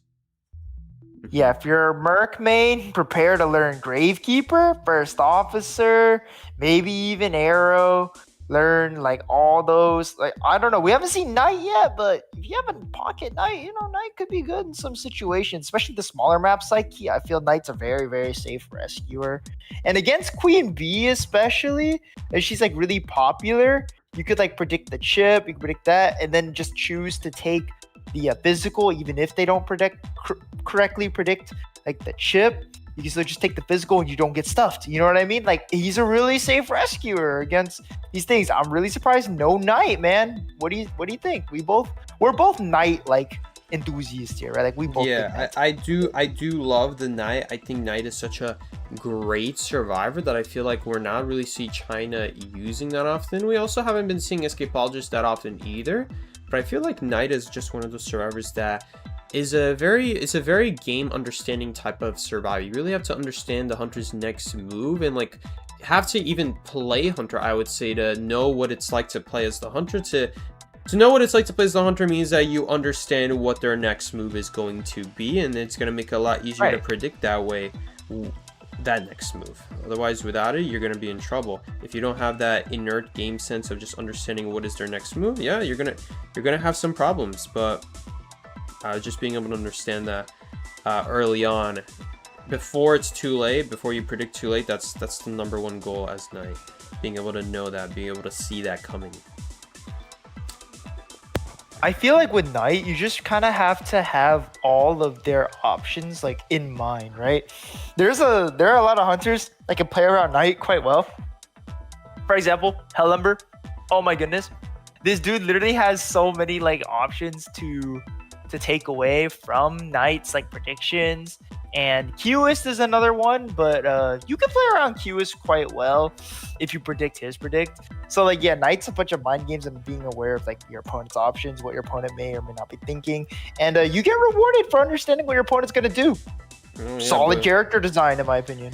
It's not easy by any stretch of the imagination. No. Definitely very difficult character to pick up. Gonna see a little bit more of the fan things there. I saw a really ripped guy in the corner of my eye. Bro, what are you looking at, dog? I don't know, bro. I just saw it, man. You know, some things you just notice, and it just catches your eye. He couldn't help himself, bro. I couldn't help myself, man. I couldn't help myself, dude. In the meantime, though, we're gonna be waiting for the match to start. Yeah. Just chilling here. I'm hungry, dude. I want to go. I'm hot, dude. Summer. You're hot, yo. Are you? Proof? Looking for proof right now. What do you mean, proof? Searching for proof. Is Mickey hot? Deciding. I don't know, guys. I can't really decide. I'm not gay. Someone else decide, please. All right. In the meantime, though, we're gonna see GG.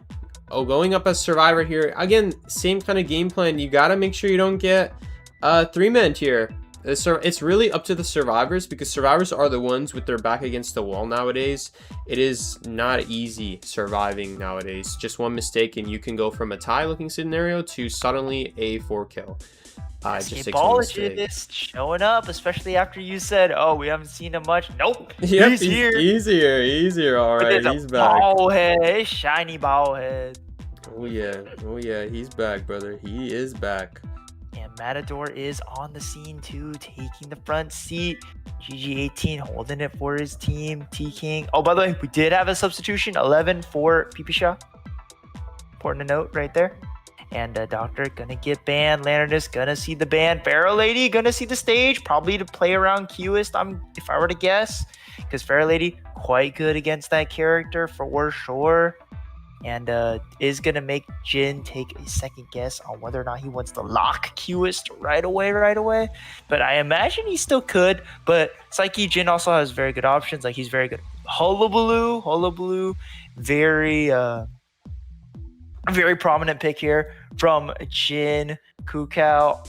Again, locking the Archer. Very powerful, well-rounded team right here. Covers a lot of his options. Covers Opera. Covers Hullabaloo. I don't. Does it cover Shadow? I think they could. Matador covers Shadow. That's for sure. And so does Escapologist if he makes it towards the end game with his smoke. Like I said, this team comp very well-rounded. Absolutely.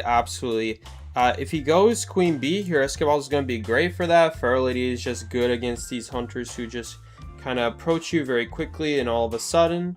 So it's going to be very good right there as well. But yeah, we'll see here. We'll definitely see here. I mean, again, I'm always interested to see how these Escapologists play their games.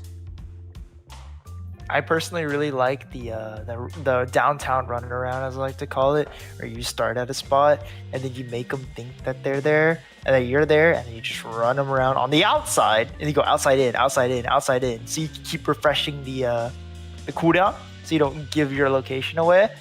And also, he's faster when he takes a little dip in the smoke. And since unless you're wearing like a really like contrasting color skin, he also really blends in really well with the smoke. Like he's colored of the smoke. And locking the Qist anyway is Jin here, just saying like, man, I don't care about your counter picks. I'm just gonna play Qist and hopefully gonna get the same result, or if not better. Gonna be difficult with the infinite resources Matador, the Archer that you don't shake off for laceration if you go into ball form, the Escapologist who he's good for one cue ball and he can get taken away without worry, and the Fair Lady who's just straight up invisible. Absolutely. So we're gonna see a very similar spawn here where no one spawns in the middle, no corner this time, but this time it's going to four corners, four edges. Yeah, so this time we're going to see the 4 edges this time instead of anything else. So we're going to see where the Qist spawns. Qist is going to spawn in the bottom left corner, or no, still choosing his spawn. And is going to spawn in the top right corner instead, hoping to find Fair Lady, I guess. Probably going to be the best target for him. And he does end up spawning right next to her, so really nice for him right there. Yeah, more than likely going to be that spawn point, and it's advantageous because Fairly doesn't have time to like trick you around, like take you away. You know where she wants to like go. Like catching a Pharaoh Lady is mostly just knowing where she's gonna route next, and in a confined kiting area, it's a lot easier to predict where she's gonna be. Dealing with Pharaoh in the open is tough stuff because she is the option. The world is her oyster right there. Like she could go forward, she could go back, she could go left, right. You wouldn't know because there's no clear set route, right? But when there's a really good kiting area ahead in Planiver, you're like, where's she gonna go? She's not gonna choose bad kiting area. She's gonna go to this kiting area, the good one. So yeah, we're gonna see how this turns out.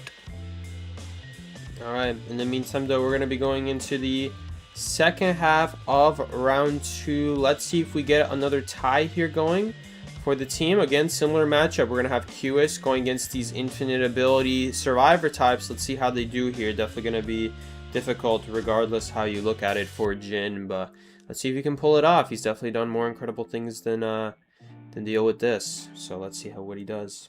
No, yeah, for sure. Jin gonna be walking towards the middle here, forcing Kukao out to vault that middle building. Survivor's just doing some really good rotations, really mandatory rotations. 18 on the Pharaoh, taking a step back. 11, waiting patiently at the corner house, holding the Thurible. Jin just counting out the area, really taking his time choosing, but he shouldn't take too much time, Psyche. Their closest cipher is 40 and rising. That is nothing to sneeze at. Yes, absolutely. They're already quite a bit ahead on Decode, and just now, on top of his first target, Archer has a guaranteed shot right here. Does move away from the pallet there while aiming the shot there, which kind of slows her down there. Now Jin gonna get rid of the laceration here, and with this broken windows boost, wow, what a crazy flywheel prediction from him. Flywheel. Oh, but it's not gonna be enough here. Oh, and she wastes a shot. It goes on cooldown now. That's tough. Right. A series of unfortunate events. She didn't waste it. She does tag him, but yeah, it's gonna force Jin to wait there a little bit. The trade coming out, unfortunately, but yeah, you did want that chest shot there. As Archer, you need to be hitting these, otherwise it does become, ooh, gonna waste that arrow though. Missing is Kukao, missing the mark. All abilities used is Kukao, and Psyche, despite Jin delaying his start, that kite pretty short. Yeah, all things considered, not so bad for Jin at all. It does end up, I would say, coming out on top in that exchange of situations right there, and it's going to be quite good for him. Definitely going to be quite good. So now the question is going to be, how are the Serrars going to deal with this? Escobar is going to move the chair. Where is he going to move him? Where the hell did this chair go, bro? The chair reaches all the way from there. Like, did they shadow buff this character? There's no, it's just the 47-meter buff from like so long ago now actually allows him to reach this chair. I haven't seen this before. 47. So yeah, so it's 47 now. Before it was like 30 something. So now that's a pretty big buff. Oh my god, did he use that to avoid the ball? Not sure, but right here he is going to charge his attack. It's going to go over a half. Over a half. What a technique from Jin. And unfortunately, T-King just arriving a little too late to that rescue. Over half is really tough. You need that second chair to buy time to heal, to code, and now you don't have that available as an option. Taking your 20 seconds of calling it a day no longer is going to secure a tie position because of Jin's charge attack gambit right there. An excellent play from Jin. Yes, I must say, but the Cyphers are regardless just like constantly regressing, constantly. There's not a whole lot to do. You're choosing to do middle, Psyche. Are they? They are. Yeah. Okay, so, I mean, with the Survivor gone here, it's going to be a lot easier for someone like Jin to keep track of the Cypher. The Pharaoh here are going to be such a hard chase, though. Same with the Matador. Oh, man, he's got two Cyphers. Yeah, these Survivors with two, like, infinite abilities. Like, yes, he's got great control over the map. The tram right here stopping him. But right here, oh, he used his smoke right there, anticipating the Hunter to go after him. I'm guessing, or maybe a different reason. Or setting up for his teammate? No, it doesn't look like it. Maybe the idea was he doesn't want the Cypher to get connected on, so the what's it called, the fog blocks being able to use any abilities through it. I'm thinking he did it for that reason, most likely. Would you say it's a good use of an ability if the Cypher is almost done? Yeah. Yeah, I would say so. I think that is like as good of a use you're gonna get. So pretty good in my opinion. Pretty creative use, honestly, outside the box. Good stuff from 11 right there. And yeah, that Cypher is indeed almost done. I believe it's 11 Cypher that's 95 right now. And yeah, just thanks to him blocking off with the smoke allows him to safely get the Cypher done. It's going to be the difference maker between getting the Cypher done and getting the Cypher not done. Yeah, this fog also going to be really annoying. Yeah, that play went from kind of questionable Psyche to excellent, like really good. Like the top level decision making, dude. Like just really coming out here. 18 is on a Cypher. He got a free rescue. No way he gets the connection though. Huge that he gets that rescue right there. Is that connected? Was that a Terror Shock? He needs to wait for the pop then. He needs to wait to die. The Cypher is gonna pop here in time, but he does not borrow time is the issue. Are they gonna pop it regardless? They are gonna pop it regardless. They're just gonna try to make this chair last as long as possible that they can. You could argue he could also just run over to Gaunera the pallet to get at least 6 seconds out. I guess so. Because he's not gonna kite again. Could be. But regardless, here we're gonna see that the Jin right here is gonna go straight for the gate. Can he make it on time? It's gonna be close. Phasmo? Oh, the Jin. Wait, he can't what's it called, suckball her because she's invisible. Yeah, so there's no suckball to be said here. Nothing to really do about that. And as a result, here we are gonna be able to see. Is that going to be another tie? Where is the escapologist? I don't see where 11 is procced up at the dungeon. As you can see in the bottom left corner. It's late, guys. Gonna jump into the dungeon and another tie. Round 2 is tied. GG11 with a little bit of the pop-off right there. Big pop-off, actually.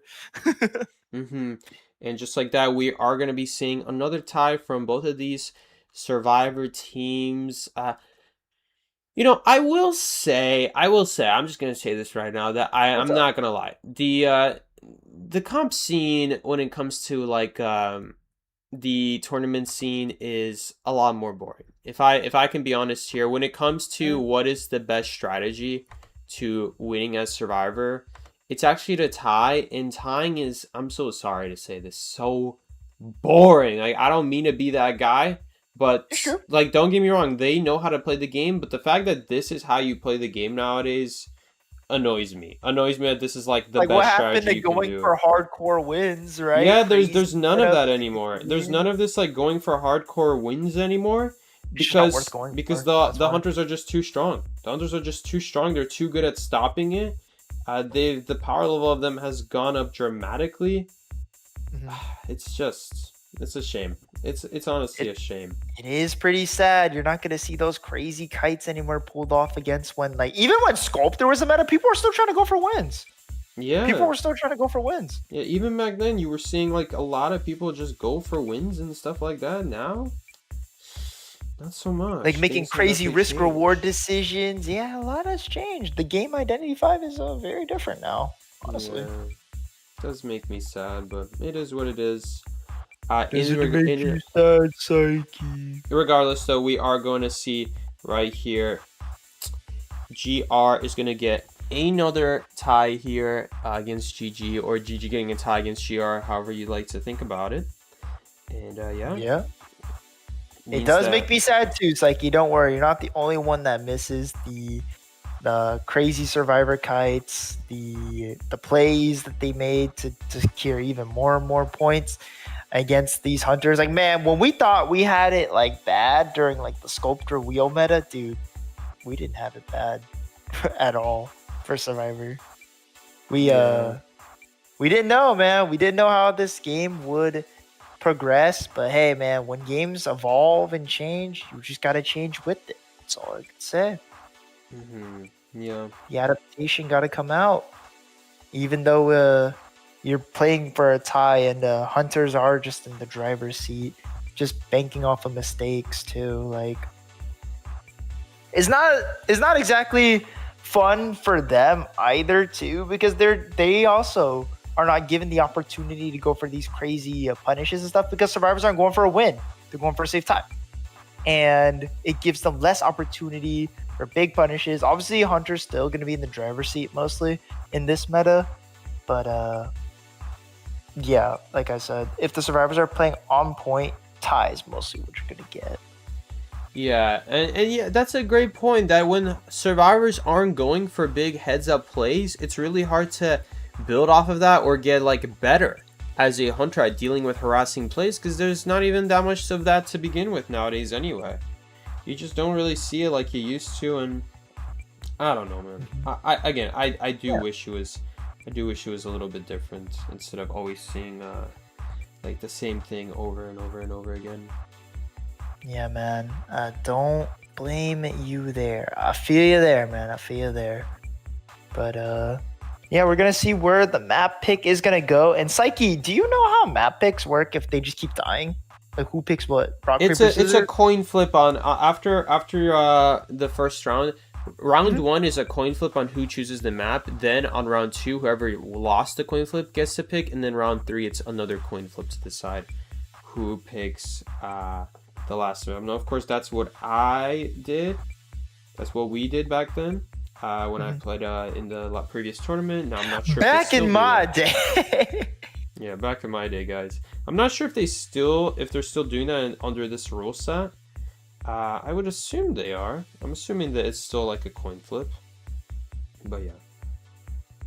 Yeah, but like you said, it looks like that's gonna be the bans and picks coming through. Chinatown getting the cut from GG, and GR is gonna go with Lakeside Village. Tale as old as time, Lakeside Village. Good old reliable. And honestly, map wise, I don't know. I also preferred seeing Hospital. factory. Back like you said, when survivors are going for wins, they also went for the maps that would give them wins. How do we win a survivor? We pick hospital. We pick factory. No, they didn't go hospital ever, Miki. That was never a thing they did, bro. I saw it more. Well, yeah, I guess you did, but let's be honest here. No one was going hospital. Come on. Okay, but like, let's be honest here. How many times have we seen hospital today? As many times as we saw hospital before. That's not true. Zero close to zero. Like, of course, every once in a while, someone's gonna pick hospital. We've seen hospital a couple of times, at least 6 times. Brother, that's about as many times as you see in any tournament. Probably, it's either 0, maybe 1, 2, few times. It's nothing, Nikki. It's really nothing. Yeah, it's not gonna be like a majority landslide pick. It's just gonna be like a niche pick, unfortunately.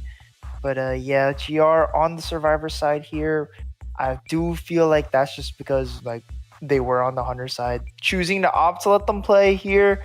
So yeah, we'll see what they pull out here in the Lakeside Village. Elevation characters such as Patient, Meteorologist are available. You also have some like rescuers get a lot of value here if they have the distance covers like Merc. You got Weeping Clown, which I haven't seen much of recently. Still an option. Don't forget, Weeping Clown is there. I do really like that character as well. First Officer, Gravekeeper, obviously probably the best pick here you have on Lakeside Village. Has the distance and has the coverage.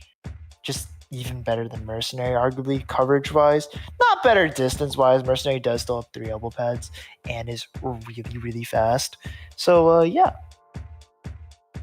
Travels across the map extremely well. I mean, what can I say? Fire Investigator, too. That dude's quick. Yeah, for sure. A lot of movement-based survivors. It's always fun to play them, too. Hello Kitty hat. That's so cool. And there's a wolf in the back too. Yeah, it is fun to play the movement survivors, but especially the elevation ones. Acrobat's also good on this map. I used to when he was really popular, I used to play him like a lot. I would play him on Lakeside, and found a couple of areas where we could fall cancel, animation cancel with him, and yeah. Man, I remember I used to spend hours labbing out Acrobat every day, looking up like spots that would like work out during chase, mid chase, things that give you more distance and stuff like that. And my favorite was just discovering the fall cancel tech because you just save yourself so much time. Especially that he rolls now. I'm talking when I played him when he sucked. When you couldn't move while charging the ball, bro. Yes, bro. I had to crouch over, take a dookie on the floor and get like, why did Acrobat have to crouch down like a frog, bro? Probably one of the stupidest things I've ever seen in a character that they just release as is. What? Why is that like, okay? No thought about him moving, bro. Look at Coding and Hearts poses. They're like coincided. It's making like a V, bro. Left hand, right hand. It's like they put them next to each other and it's so perfect. They're literally melding together. Now that is some synergy. Right, Psyche? That is synergy. My favorite word. We found it. Indeed. And yeah, Escapologist, bald guy, gonna see the forward! Forward? You don't see a lot of forward nowadays. Always exciting to see forward. Let's see how things turn out though. Is the forward gonna be all that great here? Depends on the hunter. Nowadays so many hunters just do good against forward that it's hard to find a place for him, honestly. But we'll see. You think we're gonna see Peddler? It's very possible. Yeah, I think we could see Peddler. I think Peddler can definitely be a possibility here. Well, you don't want forward, you don't want like Shadow and stuff like that with the current comp, with Lucky Guy picking up the controller, decoding really quickly, forward able to run away from you super quick, Matador regenerating resources, all these not very good picks against Shadow, or like strong picks against Shadow, not really good to go into it. Peddler I could see a case for right here. Fire Investigator, like I said, just take advantage of how fast he is, dude. Like, guys. Story time, all right? Here's the story. I was on Moonlit. My teammate died. First stop. I'm decoding 10. Now, one would say, if you don't leave right away, you're not making this rescue before half. That's a fair assessment to make. Even the hunter thinks this. So the hunter leaves. Starts pressuring the dude at God Kite, my teammate. That one idiot does an excellent kite. Doesn't get hit whatsoever. He's like, go for the rescue. And I'm like, bet. He said, it's going to be after half, but it's fine. You know, free rescue, free rescue. I said, it's not going to be after half, buddy. He said, what do you mean it's going to be after half? Boom, pop. First bag comes in. Going in. 2 seconds, extreme speed. Running in. I run this guy with time, by the way. Running in. Hunter's like on his way back, you know, moseying on over there. I do believe it's Gamekeeper. So yeah, he's moseying back. No full presence yet. First chair after all. Boom! Pop the second airbag. Go on over there. Rescue before half. Congratulations, Miki. You should be the next rescue guy. No, I will not be doing any of that. I will leave the rescue guides and the guides in general up to you. I wanted to make an acrobat guide for a long time, but let's be real, no one's playing that guy anymore. I think Acrobat is a great character still. Lots of people still No, play he still Acrobat. is, but like, look what he's up against. Like, the answer is Puppeteer, Cheerleader. Acrobat doesn't really provide much for his team. He provides a lot for himself, but like Meteorologist provides for her team, Lanternist provides for her team, Cheerleader provides for her team. Like, I'm looking at the survivors at the top, by the way. And Aquarian provides for her team. Puppeteer, I guess. I mean, he's used as a rescuer, so he does provide a team. Psych. Again, the thing is, if your survivor doesn't provide for your team, well, then what? That's kind of what Acrobat is, you know? He doesn't really provide for his team. He could be a rescuer, don't get me wrong. But there's just better options, like Patient's better option these days. Weeping Clown, obviously, built-in rescuer. And if we're not talking about built-in rescuer, Arrow's better, Fire's better, as we're seeing. Is anyone who's like faster than him overall? Even forward's better. I told you, Psyche, it would be hard on the forward. This dude has a nasty forward. I wonder if it's still in practice, though. This character, not easy to play whatsoever. Yeah, definitely, especially based off the hunter. It really depends on what hunter Yum is going to go here. We're still waiting, by the way. I guess one of the players had something come up, so now we're just waiting on whatever that is to just get fixed. Water break, maybe it's hot over there as well. Water break. Is it hot over where you are right now, Psyche? Yes. It was a little warm today. It was like, what, 90 something? So a little bit warm today. Nothing crazy, though. So yeah, 90 something's typical day in Houston, too. I'm not gonna lie. It's warm right now. It's nighttime. Shouldn't it be nice and cold? No, Man, I don't live in the desert. Oh, it's a shadow. Yeah, so the 4 is gonna be really hard to use now. It makes me so sad that nowadays is like the reality, bro. Like, this is what I'm talking about. You could obviously cam control, a little gimmick on mobile, but I doubt they're doing that unless a shadow is just giving them a straight line. Like, either way, the shadow counters the whole thing where you use the camera control, look away from the shadow, get the stun. She can counter that just by being at a weird angle, forcing him to curve once, and it's GG. He can't do that while running in a curved line. It only works in a straight line. Yeah, maybe one day forward. Maybe one day he'll be back. But Yeah, for oh now, God. he's kind of just like chilling in the shadow. He's a Nothing sad crazy dude with here. the ball in his hand. Yeah, it makes me sad, but maybe one day we'll Did you see that? Fire Investigator's model overlapped with Matador's for a bit. No, I didn't. I missed it. Damn. They were quite literally inside each other. Hey, yo. Pause. Pause. I said pause. Pause, I said. Can you stop saying pause? We're supposed to pause. Pause. Okay, continue. Alright. What is this message? Since I don't have to work tomorrow, I renewed my governor subscription in NG Tavern's live stream room and will sail with the streamer to the stars. Alright, I turned on the translation to English and it doesn't really work. Doesn't really work if I'm being honest. We're getting some great messages here, but some great games ahead, Psyche. As you can see, coding on the lucky guy, no borrow time. Matador CTA, no borrow time. But with the armed with the tide turner, I do agree with this, because if he's not kiting Matador, pretty fine at rescuing too. I will say, yeah. So we'll go right into the matches here and see what's going to be happening here. Round 3 going to be coming back. We'll see if it's going to be another tie, if it's going to be another round 4 situation. And yeah, we're going to be seeing Yum go straight in right here, right away, going after Coding right here. And let's see, the Stars are going to... Let's see if the Stars going to immediately get on the Cyphers here. Looks like 1 person, 2 people on the Cypher. Yep, they should be telling each other that they need to be getting on the Cyphers ASAP here. Seems to be committed. She could still teleport away. This could just be a distraction.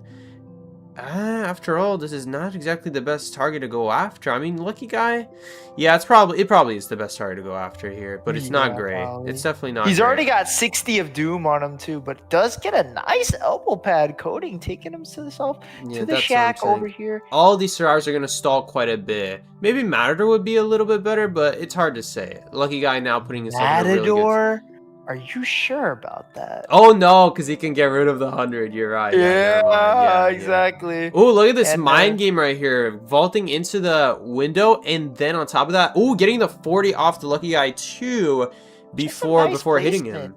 Yeah, nice placement from Yum here. Nice getting the fear off before getting the hit. 40% fear is Coding. The main Yithian fear is here. Flywheels out of it just to avoid the 60 of Doom. Very nice play by Coding here, but is at the 60 of Doom now. Does force it out more. Will he get the blink out? Tries to get the blink out, but Yum not quite giving it to him quite yet. There's the blink, and there's an excellent kite from Coding. But Psyche, that third Cypher is quite behind. Yeah, they're still working on it. 47, not exactly a whole lot of progress. That Cypher did get Tombstone on earlier, and now it's getting Tombstone on again.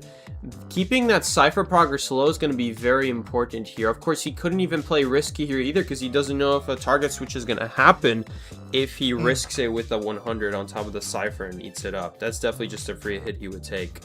Matador right here going to go in for the rescue. It's going to be all about not hitting this Terror Shock right here for him. As long as he can avoid the Terror Shock, this should be fine. Good rescue from CTA.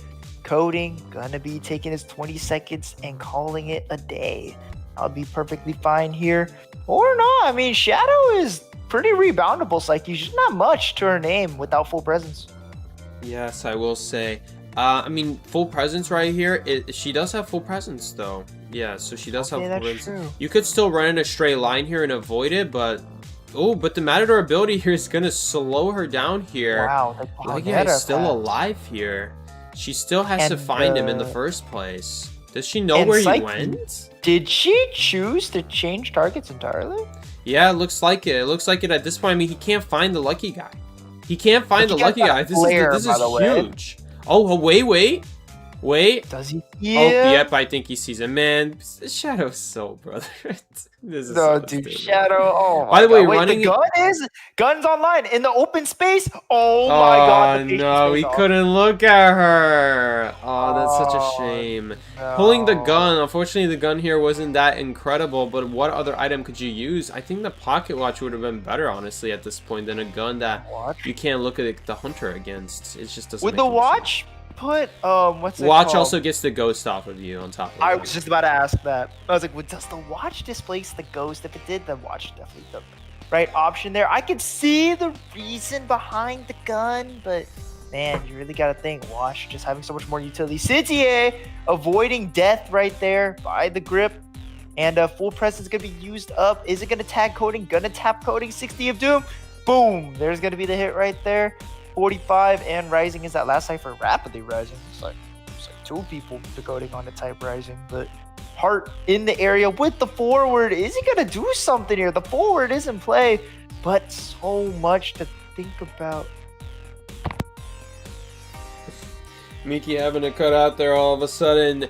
Gonna be having him on balloons right here, trying to avoid getting hit by the forward. The forward does hit him, but he goes down. He doesn't hit him. Oh, so close here. The Cypher's gonna pop here. Very close to keeping him alive. Forward having such a rough time against Shadow. Tried his best, but not gonna be enough. Still, though, already working on the gate, already pressuring the gates, but at this point, she's on both gates. There's not a whole lot they can do except play this game slow. Gonna lose out on this ball here as well, unfortunately. Oh, no, the frog. Had it ready in case of a Shadow Ghost there and not going to go for... Octagons over at the Garden Gate. Holy, that is a lot of tombstones. It's like a guessing game for the Shadow, guessing which one the Survivor is going to walk up to. But look at this right here. We're going to see this person immediately go down the blink here. And because of how many tombstones are at the other gate, she could totally just tombstone and leave again. The only issue is that once the gates are popped, it only takes 6 seconds to break a tombstone. So at any point, that Survivor can just go on a breaking spree with those tombstones at back gate. Looks like they're just going to choose to do it immediately. Choosing to drop right here. Gotta corner this Survivor first here. Whatever he does here, knees corner. Wow. There's not a whole lot he can do right here. Really well-placed ball. Perfectly placed. Air conditioning over here with the placed ball. Citier going to buy him some time to get up. A heart has that gate open. Will Citier get up on time? 50% rising is Citier's HP threshold right here. The tombstone is placed on top of him, covered entirely right there, and Citier is probably going to get picked up for the one man. 60% healing. I don't know, man. Are they going to play this out? Heart is half health. There's really not much to do here. Looks like they gotta just accept this. One man. Will the Matador be getting up, going for the rescue? That would be kind of crazy. Psyche is right next to her. Could get up, do the unreactable cape swing here if he gets the right positioning. I think he's banking on it, but yeah, the game not ending quite yet, it seems. But Citier, what is he thinking? It's hard to say for sure at this point. What is the right move to make to secure a 4-man? I mean, if the Survivor could, last Survivor could, I think, just leave here. There's not a whole lot to do, honestly. I think he's got this 3-man at the bare minimum. But I'm pretty sure the Survivor's just going to leave here, take this 1-man here. And really unfortunate there. Really There's unfortunate. A problem. No chair. Yeah, there's no chair, but this dungeon shouldn't be a big issue right here. Got lots of tombstones here in the air. But wait a second, but it is Matador. He could totally get off with this eyeball. Bro, like... I mean, it's such a far distance, though. We're just going to wait out the ghost right here. Even if he dodges the 100 with the ability, it doesn't really matter. Ooh, but a well-placed Matador ability is going to force him to look away. Wait a minute, dodges the fear? He's making his way. He's making his way. He did end up getting hit by the ghost. Pushes the shadow. He's ahead now, Psyche. Ooh. Oh, but the blink is going to cut it here. A good attempt, though. Really nice attempt, though, nonetheless, from the Matador. And he is going to secure this this 3-kill right here. And going to make it very difficult at this point for the opposing team to make a comeback. We've been seeing ties, nothing but ties so far the entire time. And now we're finally going to be able to see something besides a tie. Jin going to bring home a 3-man. Question is, can GG match this? That's the real question here. If GG fails to match this, then I do believe GR would be the ones getting in. Wait, GG was the hunter, right? No. Oh, sorry. GG was the hunter, yeah. The GR needs a match. The Jin Jin can definitely pull it off here. Jin is a very talented hunter. But yeah, GG going to finally bring in the 3-kill here with Shadow of all things. On top of that, you don't see Shadow nowadays. But Shadow's the tie farmer, isn't she? No. She can totally win games. I mean, you just saw how she brought back such a deadly situation to be in. Like, that was looking like a pretty hefty tie for the survivors with all of them still being alive. Like, she was busy still in the chairing animation when they already popped the last cipher. So being able, and on top of that, with both gate, with the survivor on each gate ready to pressure. So the fact he was still able to get that going was really huge. The fact he was able to get that 3-kill. Super nice gameplay here from Yum. No, for sure. And yeah, but like I said, should Jin evidently fail to get his 3-man, I do believe that would be the win for GG. Yeah. He needs to get a 3-man here, otherwise GG will win. So if we see one more tie come out of the GG Survivor, that's it. That's going to be game for GG after nothing but ties this whole time.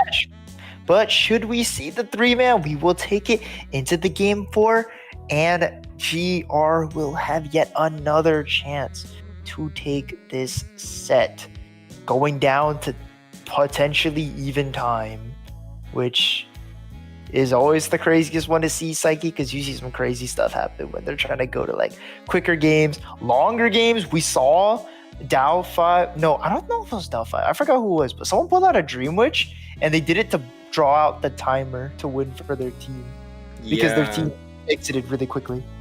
Yeah, we saw that before. I remember that. I was there for that. Definitely. And I was like, this is the perfect hunter to pick. Yeah, Dream Witch literally existing in there just to guarantee a draw. Or not a draw, but just a longer game. Of course, has to still make sure that the result is in their favor here. But as long as you do that, you're pretty much in a fine position.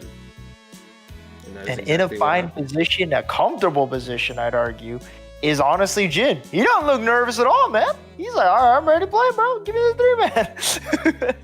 Yes, he is ready. So a lot of rests on his shoulders right here. He needs to bring this for his team. Otherwise, of course, they are going to lose here. So very important that he does win this. It's going to be all up to him at this point. A 3-man would tie it up again.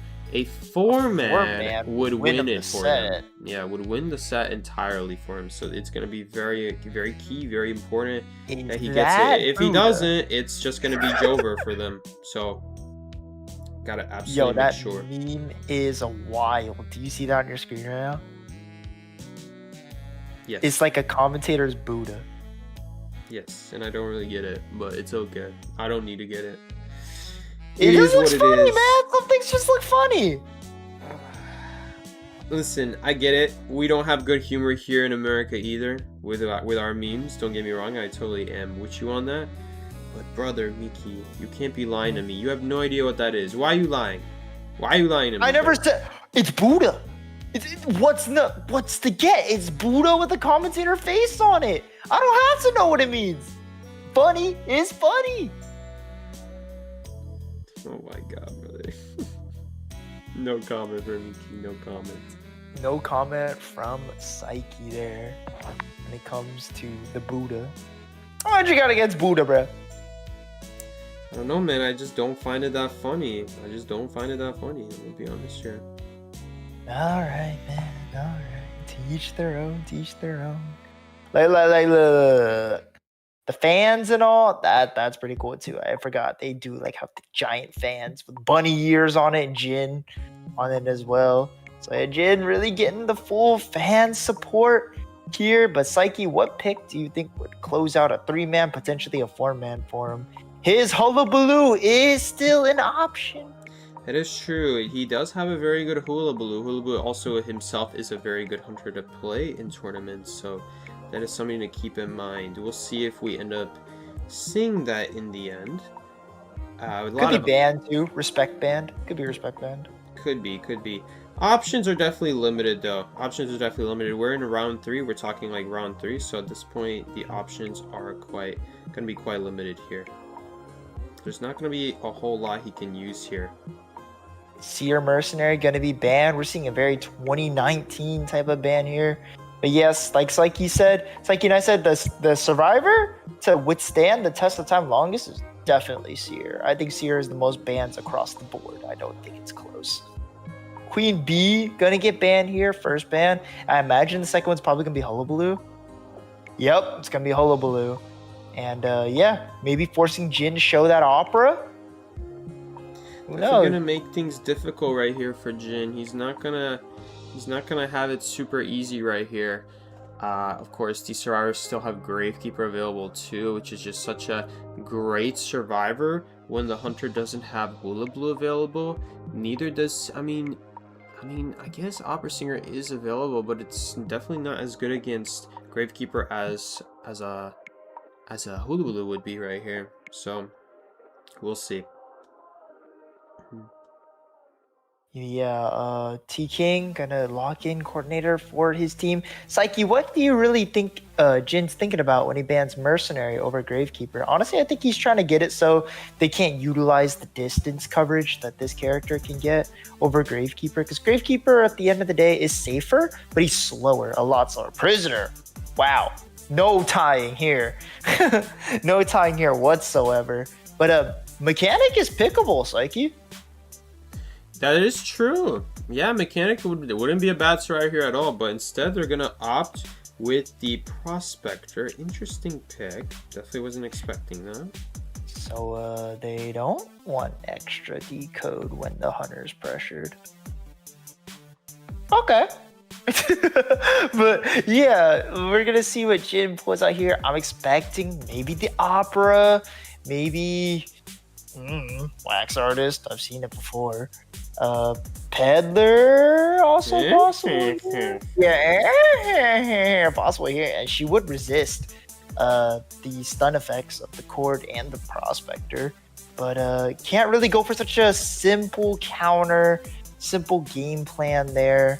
Really, you gotta think all coverages. I mean, I guess Prospector in a way Psyche is decoding faster, but like seriously, no Composer, no Explorer, no Mechanic, all decoders just left on the table. Like we knew we weren't gonna see Mind's Eye, but like you had 3 decoders on the table, silver platter, and you're not gonna choose to take it.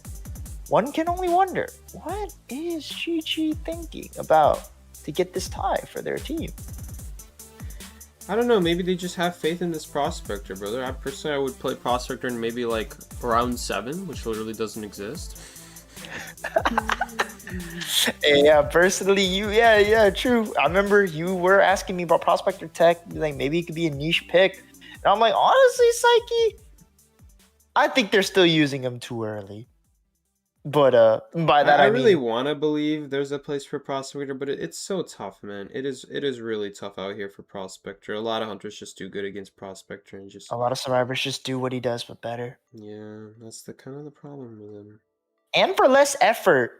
I know Matador was just played, but if we think, Opera. Yeah, I know Matador was just played, but if we think about it, Matador just does what Prospector wants to accomplish, but just way better. Like all that hard work, all that skill to learn this character, just for there to be a better option anyway, it just doesn't make any sense. It would make no sense to put him in. Like even like without Prospector, I can even see something like Painter being put in. Painter, way less effort. Again, similar outcome if you know what you're doing. Like Antiquarian, same outcome, better outcome. Oh, well, I wouldn't say the way less skill though. That character's hard, like really hard. But like I said, but no, Antiquarian takes the same skill it takes to learn Prospector, if not a little more, but gets better reward out of it. So again, there's no really reason like to choose Prospector. He's a nice pick, but like I said, Psyche and I are saying there's just better options to go. Yeah, unfortunately, that is the way it is. And I like him too. I really like Prospector. It's like he couldn't stand my Prospector when I met him. It was rough. It was a little rough around the edges, just a little rough. I don't play him anymore, but if I did, I think it'd be better now. Obviously. We are going to see the opera singer in the endo. It's kind of his only option at this point, but Jin is very proficient with it, so he could totally still get a 3 kill here. It's not going to be a gimme for the survivors, but Coordinator is, I feel like, a preparation for opera singer here. Coordinator is just a really annoying survivor to chase as opera singer. You're always forced to go up close against Coordinator, or any survivor really as opera, and it's just gonna get it out right away. The only thing that you can really hope for as Coordinator or as the opera against the Coordinator is that your attack trades with the gun. Yeah. Either case, though, we're going to be going into the second half of round 3. It's up to Jin to get at least a 3-man here. A 4-man would just straight up win for his team, though. Let's see if he can get it done. Right here, going right inside the boat. Not even going to wait at the ramp. And neither does a survivor. Survivor was hoping that the hunter would check the ramp. Instead, not going to check the ramp right here. It's kind of like a mind game. Right here. Choosing to go for the wind blast, not the elevation. Gonna net him a hit right here. Kukao, not maybe the right choice right there. Jin well, he can't. He can't do the elevation because there's shadows there. That's true. But, however... he could have like done it to like get to like a different position, but the wind, I don't know if the wind was the only option he could have gone for there. But Jin, where's the survivor? Oh, there it is. All right, so Jin lost Kukao just a little bit right there, and He's gonna catch up very quickly. Opera Singer doing what Opera Singer does best. Gets the Gravekeeper shovel out. Shadow Kickflip is in order here if he wants to catch up or not. Jin just covering everything. He's like, you know what? I feel like getting a shovel out. I don't like your shovel. Gets the shovel out, and look, he's still right next to his target. This is just what Opera does best, and this is the elevation he can do, Psyche. Yeah, the only problem with playing like this is that it costs a lot of time. It gives the meteorologist time to set up her abilities, like these huge drop downs, forces out a warp. Finally gonna take the hit out here. It kind of was long. That was long. I mean, it came at the cost of a shovel and all of her abilities, but honestly, you kind of want to use all your abilities on the first kick because it's anyway really hard to rebound against a hunter like this. So I don't think they mind at all. In fact, I think this is the best case scenario for the Stars right here, that what could have happened here in order to have their best shot at tying this match. This is a pretty tieable Kai right here. Definitely workable in this regard. All right, 18 on the coordinator, on the shop, the spyglass shop skin right here. Nidhogg is gonna rescue Kukao. Kukao taking his 20 seconds, calling it a day. Jin, you really can't just sit back and relax with this kill because you do not want to tie here. The shot comes off, no double hit coming on here on the side of GR Jin. He's got to catch up to Kukao now. Kukao already making it all the way to the other side of the boat. Psyche Tide Turner is just that long. He went from shore to the boat and to the edge. Kukao absolutely doing his due diligence for his team right there. And so is 18. That gun preventing the double down. Huge. Jin needed that desperate Hail Mary double down and just not going to give it to him is 18. There's still hope for Jin here. There is just very strong in-game potential with Opera Singer. And as we all know, Jin has very good game sense when he plays Hunter with this movement tech in general. He's very good with it. So it's not over. But with this third cyber being almost done and the fourth and fifth being well on their way, he's still busy. On top of that, dealing with the rescuer here. So they're not going to give this rescue away for free. They're not going to let him just... Ooh, almost got terror shot there. They're not just going to... They're not just going to let go of this rescue. They're going to get value out of another Tide Turner. Gravekeeper going to go back and finish that 93% Cypher. 94, 95, 59, 60, 61. The best thing that Jin can do right here at this point is to just teleport on the last Cypher and hope that King is maybe right he can here. Get some easy hits. TK King going to also delay the pickup here. Ooh, but has to break free. Can he get it? No, he doesn't. Typical prospector moment. I mean, think about it like this. It's going to force an insanely long chair, and now, as a result... 3 survivors up at the end game, man. Wait, what is he doing here? What is this? What is this? Why is he still doing this? I guess they need to stall time. Borrowed either. Yeah, it's a little bit awkward here. Not sure why he's playing so aggressive here with no borrowed. I guess he wants to be the distraction so they can get the other gate working. I don't really see why you should expose yourself. Here will result in the win for GG, and it's looking like it right now. Jin has trump card, however, available if he is to down the prospector. Doubts the prospector.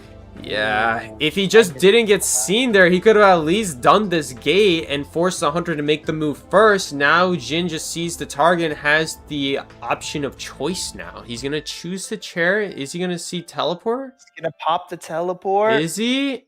No, he doesn't. And both survivors committed to the gates on top of that. And that's going to be the set win for GG. I mean, he couldn't possibly have known, guys. But yes, just like that.